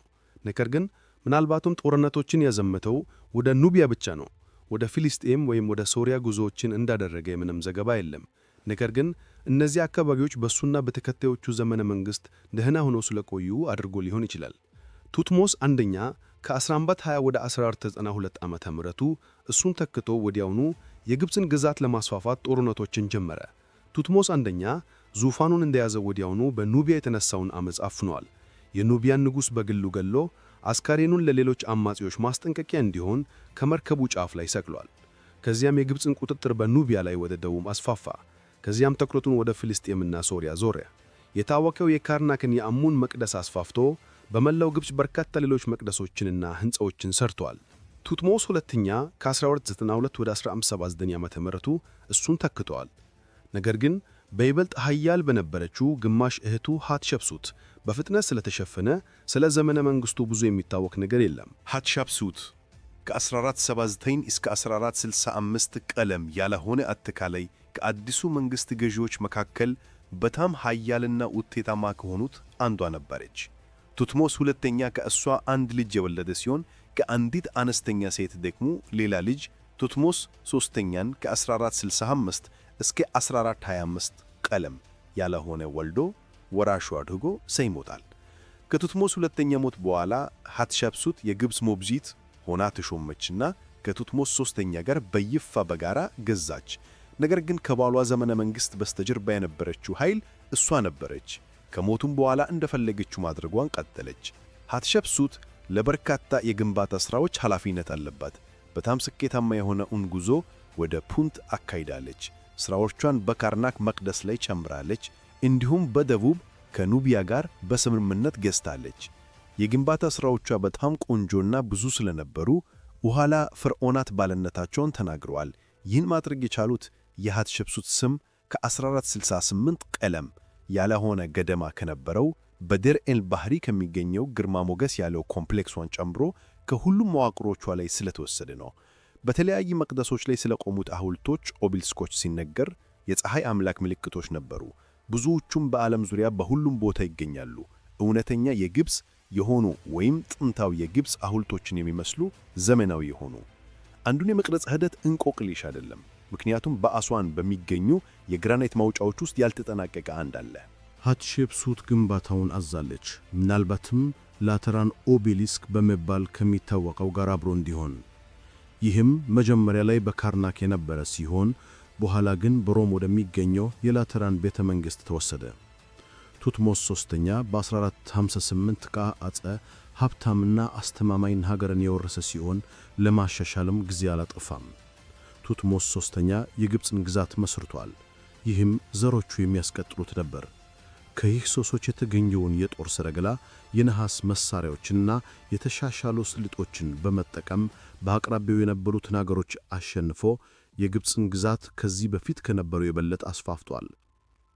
ከ20 ዓመታት በላይ ቢያንስ 17 የተለያዩ ወታደራዊ ዘመቻዎችን መርቷል። ከሊቢያ እስከ ሶሪያ ያሉ መንግስታትን አስገብሯል። የግብፅንም ስልጣን በደቡብ ከቡሄን አካባቢ እስከ ኩርጉስ ድረስ አስፋፍቷል። ሃትሼፕሱት ስትሞት ቱትሞስ ሦስተኛ ወደ ስልጣን ወጣ። ደካማና ልምድ የሌለው እንደሆነ በማመን የሶሪያዋ የቃዴሽ ከተማ ንጉሥ በግብፅ ግዛት በከነዓን ዓመፅ አስነሳ። ይህም ግብፅን ከዙፋን ለማውረድ ዓላማ ካላቸው ሌሎች ቦታዎች በፍጥነት ድጋፍ አሰባሰበ። ይህ ጥምረት በሜጊዶ ከተማ ተገናኘ። ቱትሞስ ሦስተኛ ሰራዊቱን ከቴብስ ወደ ሰሜናዊ ከነዓን ወደምትገኘው ሜጊዶ አዘመተ። በጥንቃቄ ከአሩና ከተማ ጠባብ መተላለፊያን መረጠ። ወደ ከተማው ከሚወስዱት ሰፊና ቀላል መንገዶች ይልጥ ጠላቶቹንም ከመከላከያ ቦታዎቻቸው ጀርባ ወደ ኬና ሸለላ በመግባት አስደንግጦ ከሜዳው አስወጣቸው። ቱትሞስ ሦስተኛ ከተማዋን ለመያዝ ክበባ ማድረግ ነበረበት።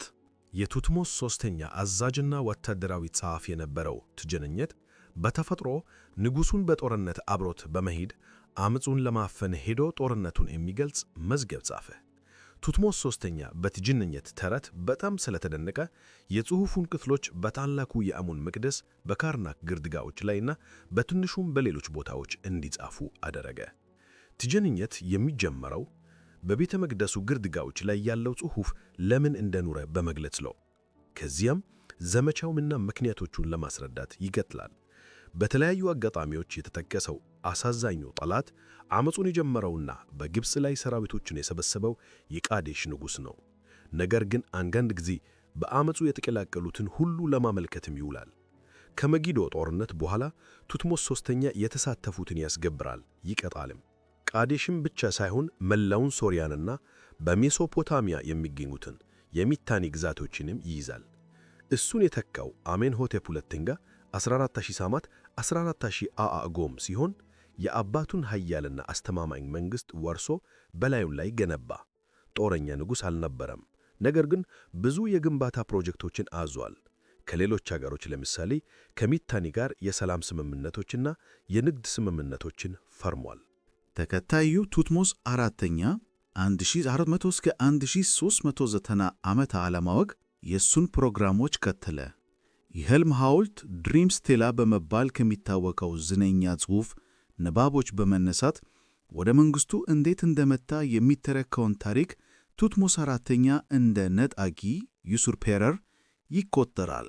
ምንም እንኳን የአሜንሆቴፕ ሦስተኛ ሕጋዊ ልጅ ቢሆን የጊዛን ታላቁን ፒራሚድ እንደገና ገነባው ንጉሥ በመባል ይታወቃል። እሱን የከተለው አሜንሆቴፕ ሦስተኛ 1386 እስከ 1363 ዓመተ ዓለም ሲሆን ከግብፅ በጣም ውጤታማና ኃያላን ገዢዎች አንዱ እንደሆነ ይቆጠራል። አሜንሆቴፕ ሦስተኛ ግብፅን በሥነ ጥበባዊ፣ በፖለቲካዊና በፋይናንሳዊ ከፍተኛ ደረጃ ላይ በነበረችበት ጊዜ ገዝቷል። ዘመነ መንግሥቱ በግብፅ ታሪክ ውስጥ በጣም የቅንጦት ከሆኑት አንዱ ነበር። ሀብቱንም ብዙዎች ሌሎች አገሮች የሚፈልጉትን እንዲያደርጉ ለማሳመን ይጠቀምበት ነበር። ሀገሪቱን የተረጋጋ አድርጎ አስጠብቋል። ድንበሮቿን አስፋፍቷል። ለሥነ ጥበባትና ለግንባታ ሥራዎች ራሱን ሰጥቷል። ብዙዎቹ የግብፅ በጣም አስደናቂ ሕንፃዎች ከእሱ ዘመነ መንግሥት የመጡ ናቸው። በአሜንሆቴፕ ሦስተኛ ዘመነ መንግሥት ግን የአሙን ካህናት ሀብት ማካበት ጀመሩ። ከንጉሡ የበለጠ ንብረት ነበራቸው። ራሳቸውንም የበለጠ ለማበልጸግ ይጠቀሙበት ነበር። አሜንሆቴፕ ሦስተኛ የጨመረ የመጣውን ተጽዕኖአቸውን ለመቆጣጠር ከፀሐይ ዲስክ ጋር በሚመስለው አነስተኛ አምላክ ከአቶን ጋር ራሱን በማስተሳሰር ሞክሯል።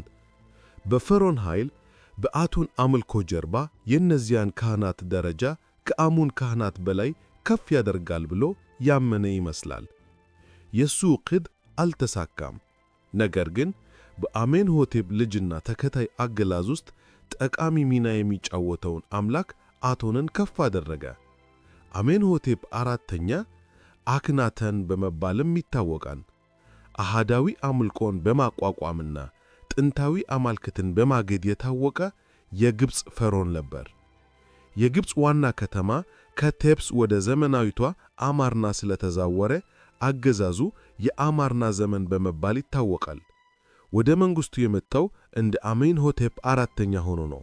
ነገር ግን በአገዛዙ በአራተኛው ወይም በአምስተኛው ዓመት ስሙን ወደ አክናተን ለወጠ።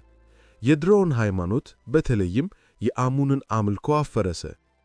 አምላክ አቶንንም ወደ ብቸኛ እውነተኛ አምላክነት ደረጃ ከፍ አደረገ። የአቶን አምልኮ ብቻ እንደ ሕጋዊ ሃይማኖታዊ ድርጅት ዕውቅና ተሰጠው። ሌሎች መቅደሶች በሙሉ ተዘግተው አምልኳቸው ተከልክሏል። በካርናክ በሚገኘው ታላቁ የአሞን መቅደስ ለአቶን መቅደስ ሠራ፣ እሱንም ዘግቶታል።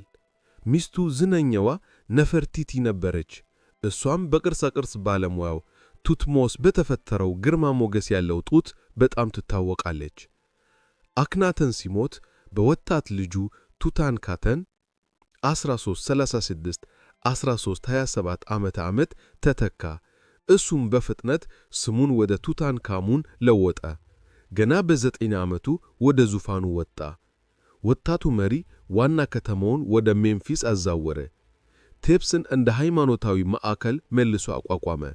ይህም የፖለቲካዊ ጠቀሜታም ነበረው። መቅደሶችን እንደገና ከፈተ። የግብፅንም ጥንታዊ ሃይማኖት መልሶ አቋቋመ። ምንም እንኳን ሀገሪቱን ለማስጠበቅ የረዱ ጉልህ ለውጦችን ቢያደርግም በ1922 በሃዋርድ ካርተር በተገኘው ግርማ ሞገስ ያለው መቃብሩ በጣም ይታወቃል። ቱታንካሙን ግማሽ እህቱ ከነበረችው ከአንከሰናሙን ጋር እስከ 18 ዓመቱ ገደማ እስከ ሞተበት ጊዜ ድረስ ተጋብቷል። አንከሰናሙን ከዚያም ዋና አማካሪ ቪዚየር የነበረውን ምናልባትም 1324 እስከ 1320 ዓመተ ምህረት አግብታ ሊሆን ይችላል።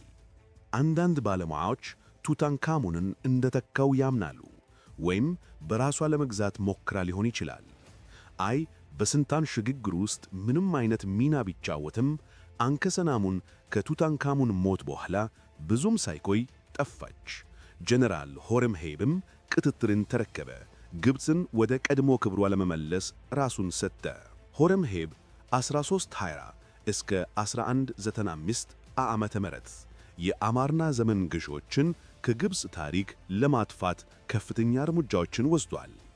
የአክናተን ሐውልቶችና ጽሑፎችን በሙሉ በማቃጠል በካርናክ የነበረውን መቅደሱን ሙሉ በሙሉ በማፍረስ ጭምር ሆረምሄብ ባህላዊውን የግብፅ ሃይማኖትና ልማዶች ተከላክሏል። ከአክናተን አገዛዝ በኋላ ከሌሎች አገሮች ጋር የነበረው ግንኙነትና የግብፅ መሠረተ ልማት ችላ ተብሎ ነበር። ሆረምሄብ ግብፅን ወደ ቀድሞ ክብሯ መለሰ፣ ምንም እንኳን ወደ አሜንሆቴፕ ሦስተኛ ከፍታዎች መመለስ ባይችልም። ወራሽ ሳይተው ሞተ። ዋና አማካሪው ፓራሜሲየም መንግሥቱን እንደ ራምሴስ አንደኛ በመያዝ 19ኛውን ሥርወ መንግሥት መሠረተ። ራምሴስ አንደኛ ወደ መንግሥቱ ሲመጣ አረጋዊ ሰው ነበር። በፍጥነትም ልጁን ሰቲ አንደኛን ወራሹ አድርጎ ሰየመ። ራምሴስ አንደኛ የሆረምሄብን የግብፅ መቅደሶችና ቤተ መቅደሶች መልሶ የመገንባት ሥራ የቀጠለ ሲሆን በካርናክ በሚገኘው ሰፊው የአሙን መቅደስ ላይም ጨመረ። በአክናተን አገዛዝ ወቅት የጠፉትን አካባቢዎች መልሶ ለመያዝ ለሰቲ አንደኛ ወታደራዊ ዘመቻዎችን እንዲመራ ሥልጣን ሰጠው። ሲያልፍ ሰቲ አንደኛ ወደ ዙፋኑ ወጥቶ የግብፅን ማሻሻያና መነቃቃት ቀጠለ። በካርናክ በሚገኘው ትልቅ ፕሮጀክት ላይ የራሱን ንክኪዎችን ጨመረ። ተከታዩንም ለበላይነት አዘጋጀ። ልጁ ራምሴስ ሁለተኛ 1279 እስከ 1213 ዓመተ ምህረት እሱ ዛሬ የግብፅ በጣም የታወቀ ፈርዖን ነው። ራምሴስ ሁለተኛ ግብፅን ለ67 ዓመታት ገዝቷል። በድሎቹና በስኬቶቹ ክብረ በዓል የገነባቸው ግርማ ሞገስ ያሉ መቅደሶችና ሐውልቶች እስከ ዛሬ ድረስ የዘመነ መንግሥቱን ሀብት ምስክር ሆነው ቆመዋል። ራምሴስ ሁለተኛን የማይጠቅስ ምንም አይነት ጥንታዊ የግብፅ ቦታ የለም ማለት ይቻላል። በ1274 ዓመተ ምህረት በቃዴሽ ጦርነት ያገኘው የድል ታሪክም አፈ ታሪካዊ ነው። ሆኖም እንደ ፈርዖን ከታላላቅ ሥራዎቹ አንዱ የጦርነት ሳይሆን የሰላም ነበር። በታሪክ የመጀመሪያውን የሰላም ስምምነት መፍጠር። የአናቶሊያ ኬቲያውያን ከሁለተኛው ሺህ ዓመተ ምህረት ጀምሮ ትልቅ ቦታ እያገኙ መጥተው ነበር። በ1530 ዓመተ ምህረት ደግሞ ባቢሎንን አልፎ የታወቀ ሀገር ሆኑ። ግብፅንም እየፈተኑ ነበር። ለ18ኛው ስርወ መንግሥት ንጉሥ ለአክናተን የፍላጎት ደብዳቤዎች ተልከው ነበር። ነገር ግን እሱ ምላሽ አልሰጠም ወይም በድንበሮቹ ላይ የነበረውን የኬትያውያን እንቅስቃሴ ልብ አላለም ነበር። ሆረምሄብ በኬትያውያን ላይ ሳይሳካለት ቀርቷል። እነሱም በአክናተን ተከታይ በቱታንክ አሙን ጊዜ ይበልጥ ጠንካራ ሆኖ ነበር። በግብፅ ድንበሮች ላይ ወይም አቅራቢያ የሚገኙ ወረዳዎችን ለመያዝም ደፍሮ ነበር። ሆረምሄብ በ1320 ዓመተ ምህረት ፈርዖን ሲሆን በኬትያውያን ላይ ይበልጥ ጠንካራ ዘመቻ ጀመረ። የግብፅንም ድንበሮች አስጠበቀ። ምንም እንኳን የኬትያውያን ወረራ ችግር ሙሉ በሙሉ ባይፈታም። ሰቲ አንደኛ ፍልስጤምንና ቃዴሽን ለግብፅ አግኝተዋል። ነገር ግን በድሉ ደስተኛ ሆኖ ለከተማዋ መከላከያ ምንም ዕቅድ አላወጣም ነበር። አሁን የ19ኛው ስርወ መንግሥት ራምሴስ ሁለተኛ የኬትያውያንን ወረራ ችግር መቋቋም ነበረበት። በ1274 ዓመተ ምህረት ሰራዊቱን በፒ ራምሴስ ሰብስቦ ኬትያውያንን ከቃዴሽ ለማስወጣትና ሰራዊታቸውን ለማዳከም ተነሳ። በአራት ክፍለ ጦር ራስ ላይ በ20 ሺህ ወታደሮች ታጅቦ በሰረገላው እየጋለበ ራምሴስ ሁለተኛ የመጀመሪያውን ክፍለ ጦርን በጣም በፍጥነት ስላዘመተ ብዙም ሳይቆዩ ሌሎቹን ሦስቱንም አለፋቸው። በቃዴሽ አቅራቢያ 2 ቤዱዊኖች ተይዘው ስለ ሙዋታሊ ሁለተኛ እና ስለ ሰራዊቱ የት እንዳሉ ተጠየቁ።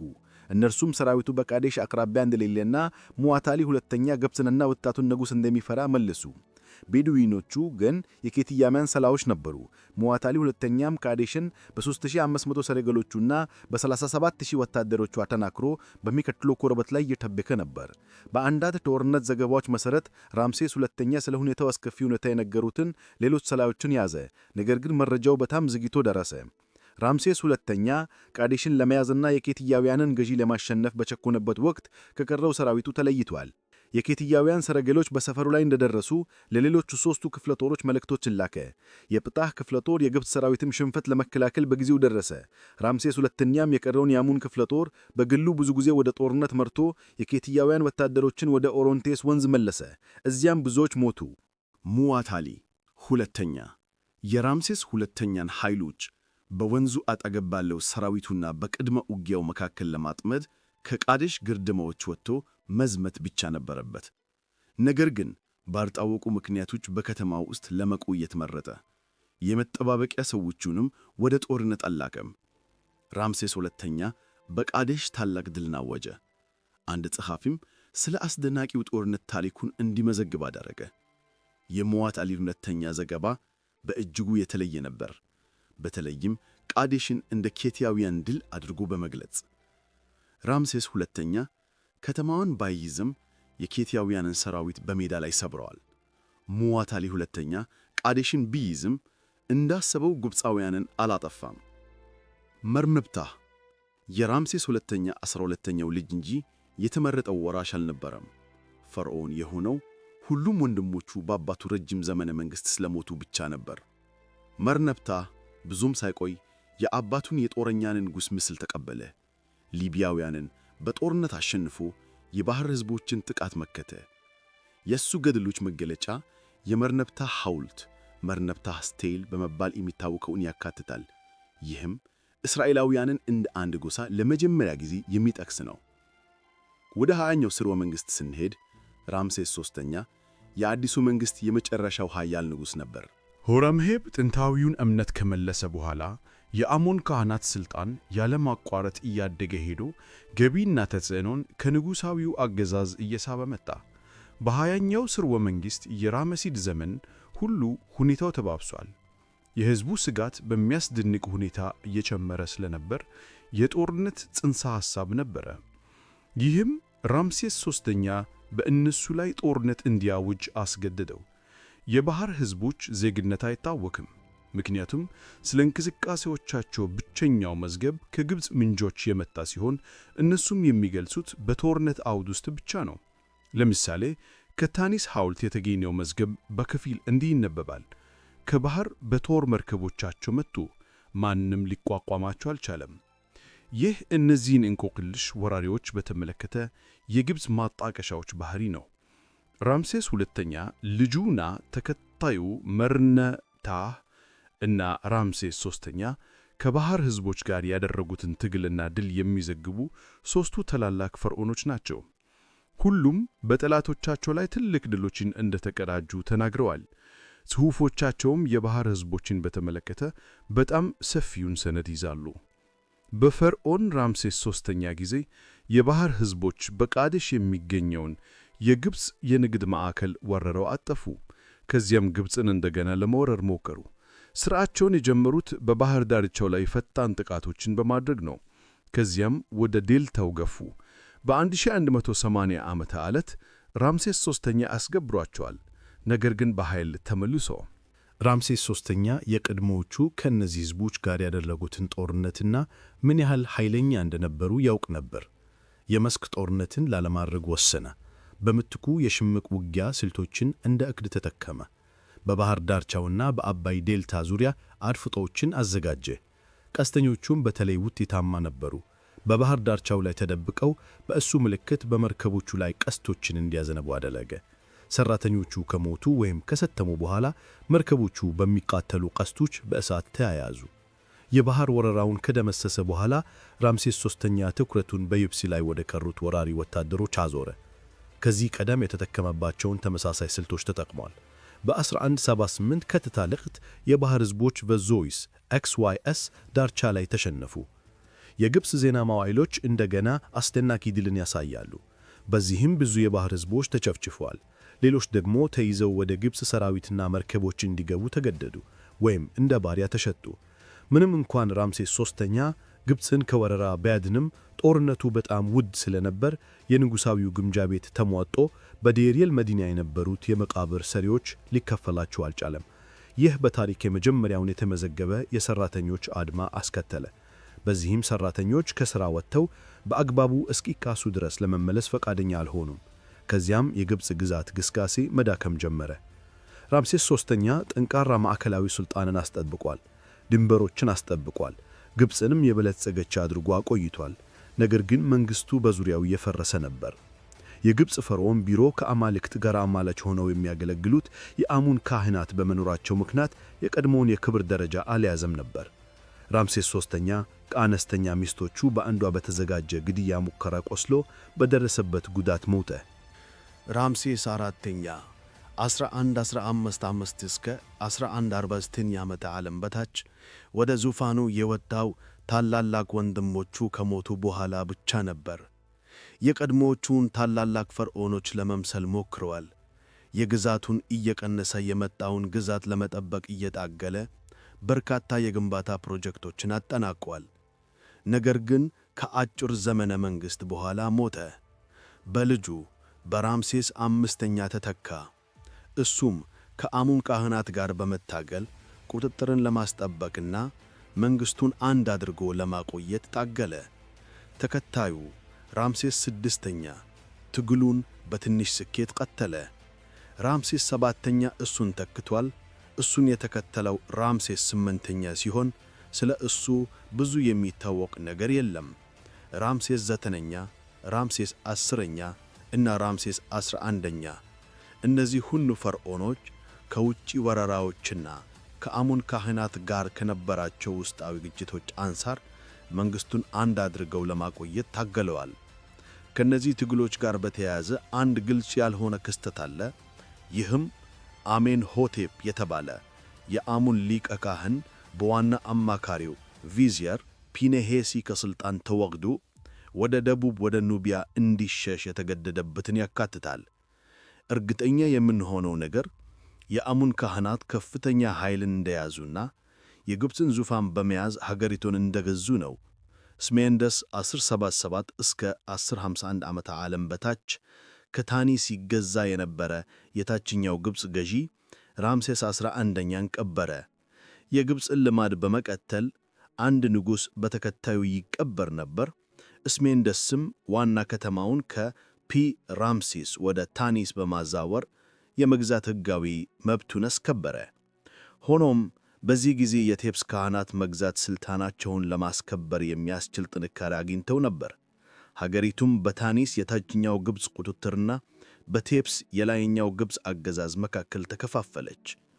ከታዋቂው እምነት በተቃራኒ ይህ ክፍፍል በርስ በርስ ጦርነት ወይም በውስጣዊ ግጭት አላበቃም። ስሜንደስ ለመታወቅ የሚያስችል ጥንካሬ ነበረው። ነገር ግን የታችኛውን ግብፅ ብቻ ነው የተቆጣጠረው። እሱንም ብዙ አይደለም። እሱ የገዛው በ1087 እስከ 1074 ዓመተ ዓለም በታች ከነገሰው ከቴፕሱ ሊቀ ካህን ከሄሪ ሆር ጋር በተመሳሳይ ጊዜ ነበር። ሄሪ ሆር እንደ ሁሉም የአሙን ሊቀ ካህናት የሰራዊቱ ጄኔራል ነበር። ነገር ግን ከቴፕስ ውጪ ብዙ ተጽዕኖ አልነበረውም። ይህ ለሦስተኛው የሽግግር ዘመን አብዛኛው ጊዜ የበላይ የሆነው ሞዴል ይሆናል። እንደ አንደኛው የሽግግር ዘመን የግለሰብ የክልል አስተዳዳሪዎች ኖማርክስ ከሁለቱም የማዕከላዊ መንግሥት ክፍሎች ውጪ ተጠናክረዋል። ታኒስም ሆነ ቴፕስ በመላው ሀገሪቱ ላይ ምንም አይነት ጉልህ ተጽዕኖ ማሳደር አልቻሉም። በይፋ በሊቢያ ማዕረጎች የገዛ የነበረው 22ኛው ሥርወ መንግሥትም ሊቢያዊ ነበር። ሾሸንቅ አንደኛ 943 እስከ 922 ዓመተ ዓለም ግብፅን አንድ ካደረገና የግብፅን ግዛት ዘመን የሚያስታውሱ የጦርነት ሥራዎችን ከጀመረ በኋላ መስርቶታል። ሾሸንቅ አንደኛ የታኒስን አስተዳደርና የቴፕስን ቀሳውስት አሻሽለዋል። ቀሳውስቱ ከእንግዲህ በዘር የሚተላለፍ ቦታ ሳይሆን በንጉሡ ሹመት የሚገኝ ይሆናል። እንዲሁም የአሙን አምላክ ሚስት ምርጫም እንዲሁ። የሱ ወታደራዊ ሥራዎች የግብፅን ኢኮኖሚ አነቃቅተዋል። ሀገሪቱም በዘመነ መንግሥቱ የአዲሱን መንግሥት ግብፅ መምሰል ጀመረች። ኦሶርኮን ሁለተኛ በ872 ዓመተ ዓለም ወደ ዙፋኑ ወርዶ ሀገሪቱን አንድ አድርጎ አቆይቷል። ነገር ግን ከሱ አገዛዝ በኋላ ግብፅ በታችኛው ግብፅ ከሄራክሊዮፖሊስ፣ ታኒስ፣ ሳይስ፣ ሜምፊስ እና ሄርሞፖሊስ፣ በላይኛው ግብፅ ደግሞ ከቴፕስ የገዙ ወደ ተለያዩ መንግሥታት ተከፋፈለች። የኩሻይቱ ገዢ ካሽታ 750 ዓመተ ዓለም የግብፅን ተጋላጭነት አይቶ ሊጠቀምበት ተንቀሳቀሰ።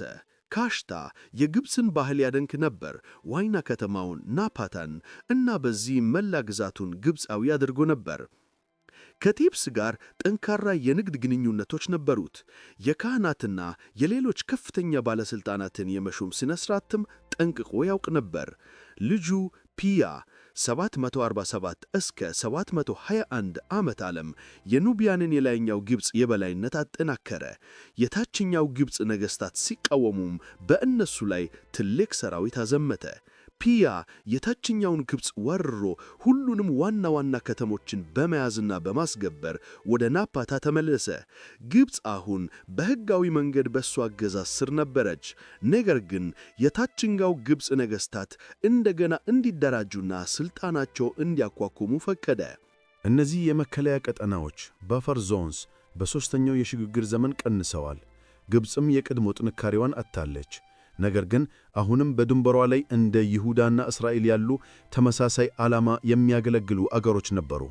የእነዚያን አካባቢዎች በሾሸንቅ አንደኛ መገዛት የግብፅን ድንበር ከአሦራውያን ጋር ያለምንም መከለያ አጋጨው። ወደ 26ኛው ሥርወ መንግሥት ስንሄድ ፕሳሜት ኩስ አንደኛ ኃያል ገዢ ነበር። በሕዝቡ ውስጥ ያለፈውን የግብፅን ታላቅነት በግዙፍ ፕሮጀክቶች እድሳት፣ መልሶ ማቋቋምና ወታደራዊ ገድሎች አማካኝነት መልሶ በመትከል አነሳስቷቸዋል። ልጁ ኔቾ ሁለተኛ 610 እስከ 595 ዓመተ ዓለም የአባቱን ውርስ በወታደራዊ ጦርነቶች የግንባታ ፕሮጀክቶችን በማዘዝና ወታደራዊ ኃይሉን በማስፋፋት ቀጠለ። ግብፃውያን ታላላቅ የባህር ተጓዦች አልነበሩም። ኔቾ ሁለተኛም ይህንን በመገንዘብ የግሪክ ቅጥረኞችን መርከቦች አቋቋመ። ይህም በጣም ስኬታማ መሆኑ ተረጋግጧል። ኔቾ ሁለተኛ የወረሳትን ሀገር ያጠነከረ ታላቅ ጦረኛና ወታደራዊ አዛዥ ሆኖ በየጊዜው ይገለጻል። በአማሲስ ሁለተኛ ዘመነ መንግሥት የመንግሥትን ወጪ በማሻሻል ኢኮኖሚውን በማነቃቃትና የጦርነት ሥራዎችን በመምራት ስኬታማ ነበር።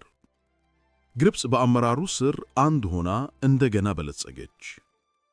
በበለጸገ ኢኮኖሚ፣ አስተማማኝ ድንበሮችና የበለጸገ ንግድ የግንባታ ፕሮጀክቶች፣ መቅደሶችና ሌሎች የሥነ ጥበብ ሥራዎች ተጠናቀቁ። የግብፅም ዝና ከተፋው ክብሯ የተወሰነውን መልሶ አገኘ። በልጁ በፕሳሜቲኮስ ሦስተኛ 526 ዓመተ ምህረት ተተካ። እሱም ለገጠሙ ችግሮች በደንብ ያልተዘጋጀ ወጣትና ልምድ የሌለው ንጉሥ ነበር። የፋርሱ ንጉሥ ካምቢሰስ ሁለተኛ ከአማሲስ ሴት ልጆች አንዷን እንደ ሙሽራ ጠይቆ ልኮ ነበር። ነገር ግን አማሲስ መታዘዝ ሳይፈልግ፣ ነገር ግን ግጭትን ለመከላከል ሲሞክር የቀድሞውን የአፔሪየስን ልጅ ላከ። ይህች የቀድሞ ግብፅ ልዕልት በአማሲስ ምርጫ በጣም ተበሳጭታ ነበር። በተለይም የግብፅ ፖሊሲ ለረጅም ጊዜ የተከበሩ ሴቶችን ለውጭ ነገሥታት እንደ ምሽት አድርጎ አለመላክ ስለነበር ነው። ካምቢሰስ ሁለተኛ ቤተ መንግሥት ስትደርስ እውነተኛ ማንነቷን ገለጠች። ካምቢሰስ ሁለተኛም ሐሰተኛ ሙሽራ በመላኩ በአማሲስ ስዱብ ላይ በቀልን እንደሚወስድ ምሏል። ከካምቢሰስ በተለየ ዳሪዮስ በሌለበት ግብፅን መግዛት ፈልጎ ነበር።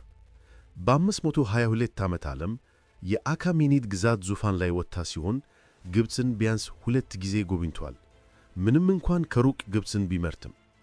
ይህ ቢሆንም ባህሉን ያደንቅ ስለነበር የወደሙ መቅደሶችን እንደገና ለመገንባትና አዳዲሶችን ለመቀደስ ገንዘብ መድቧል።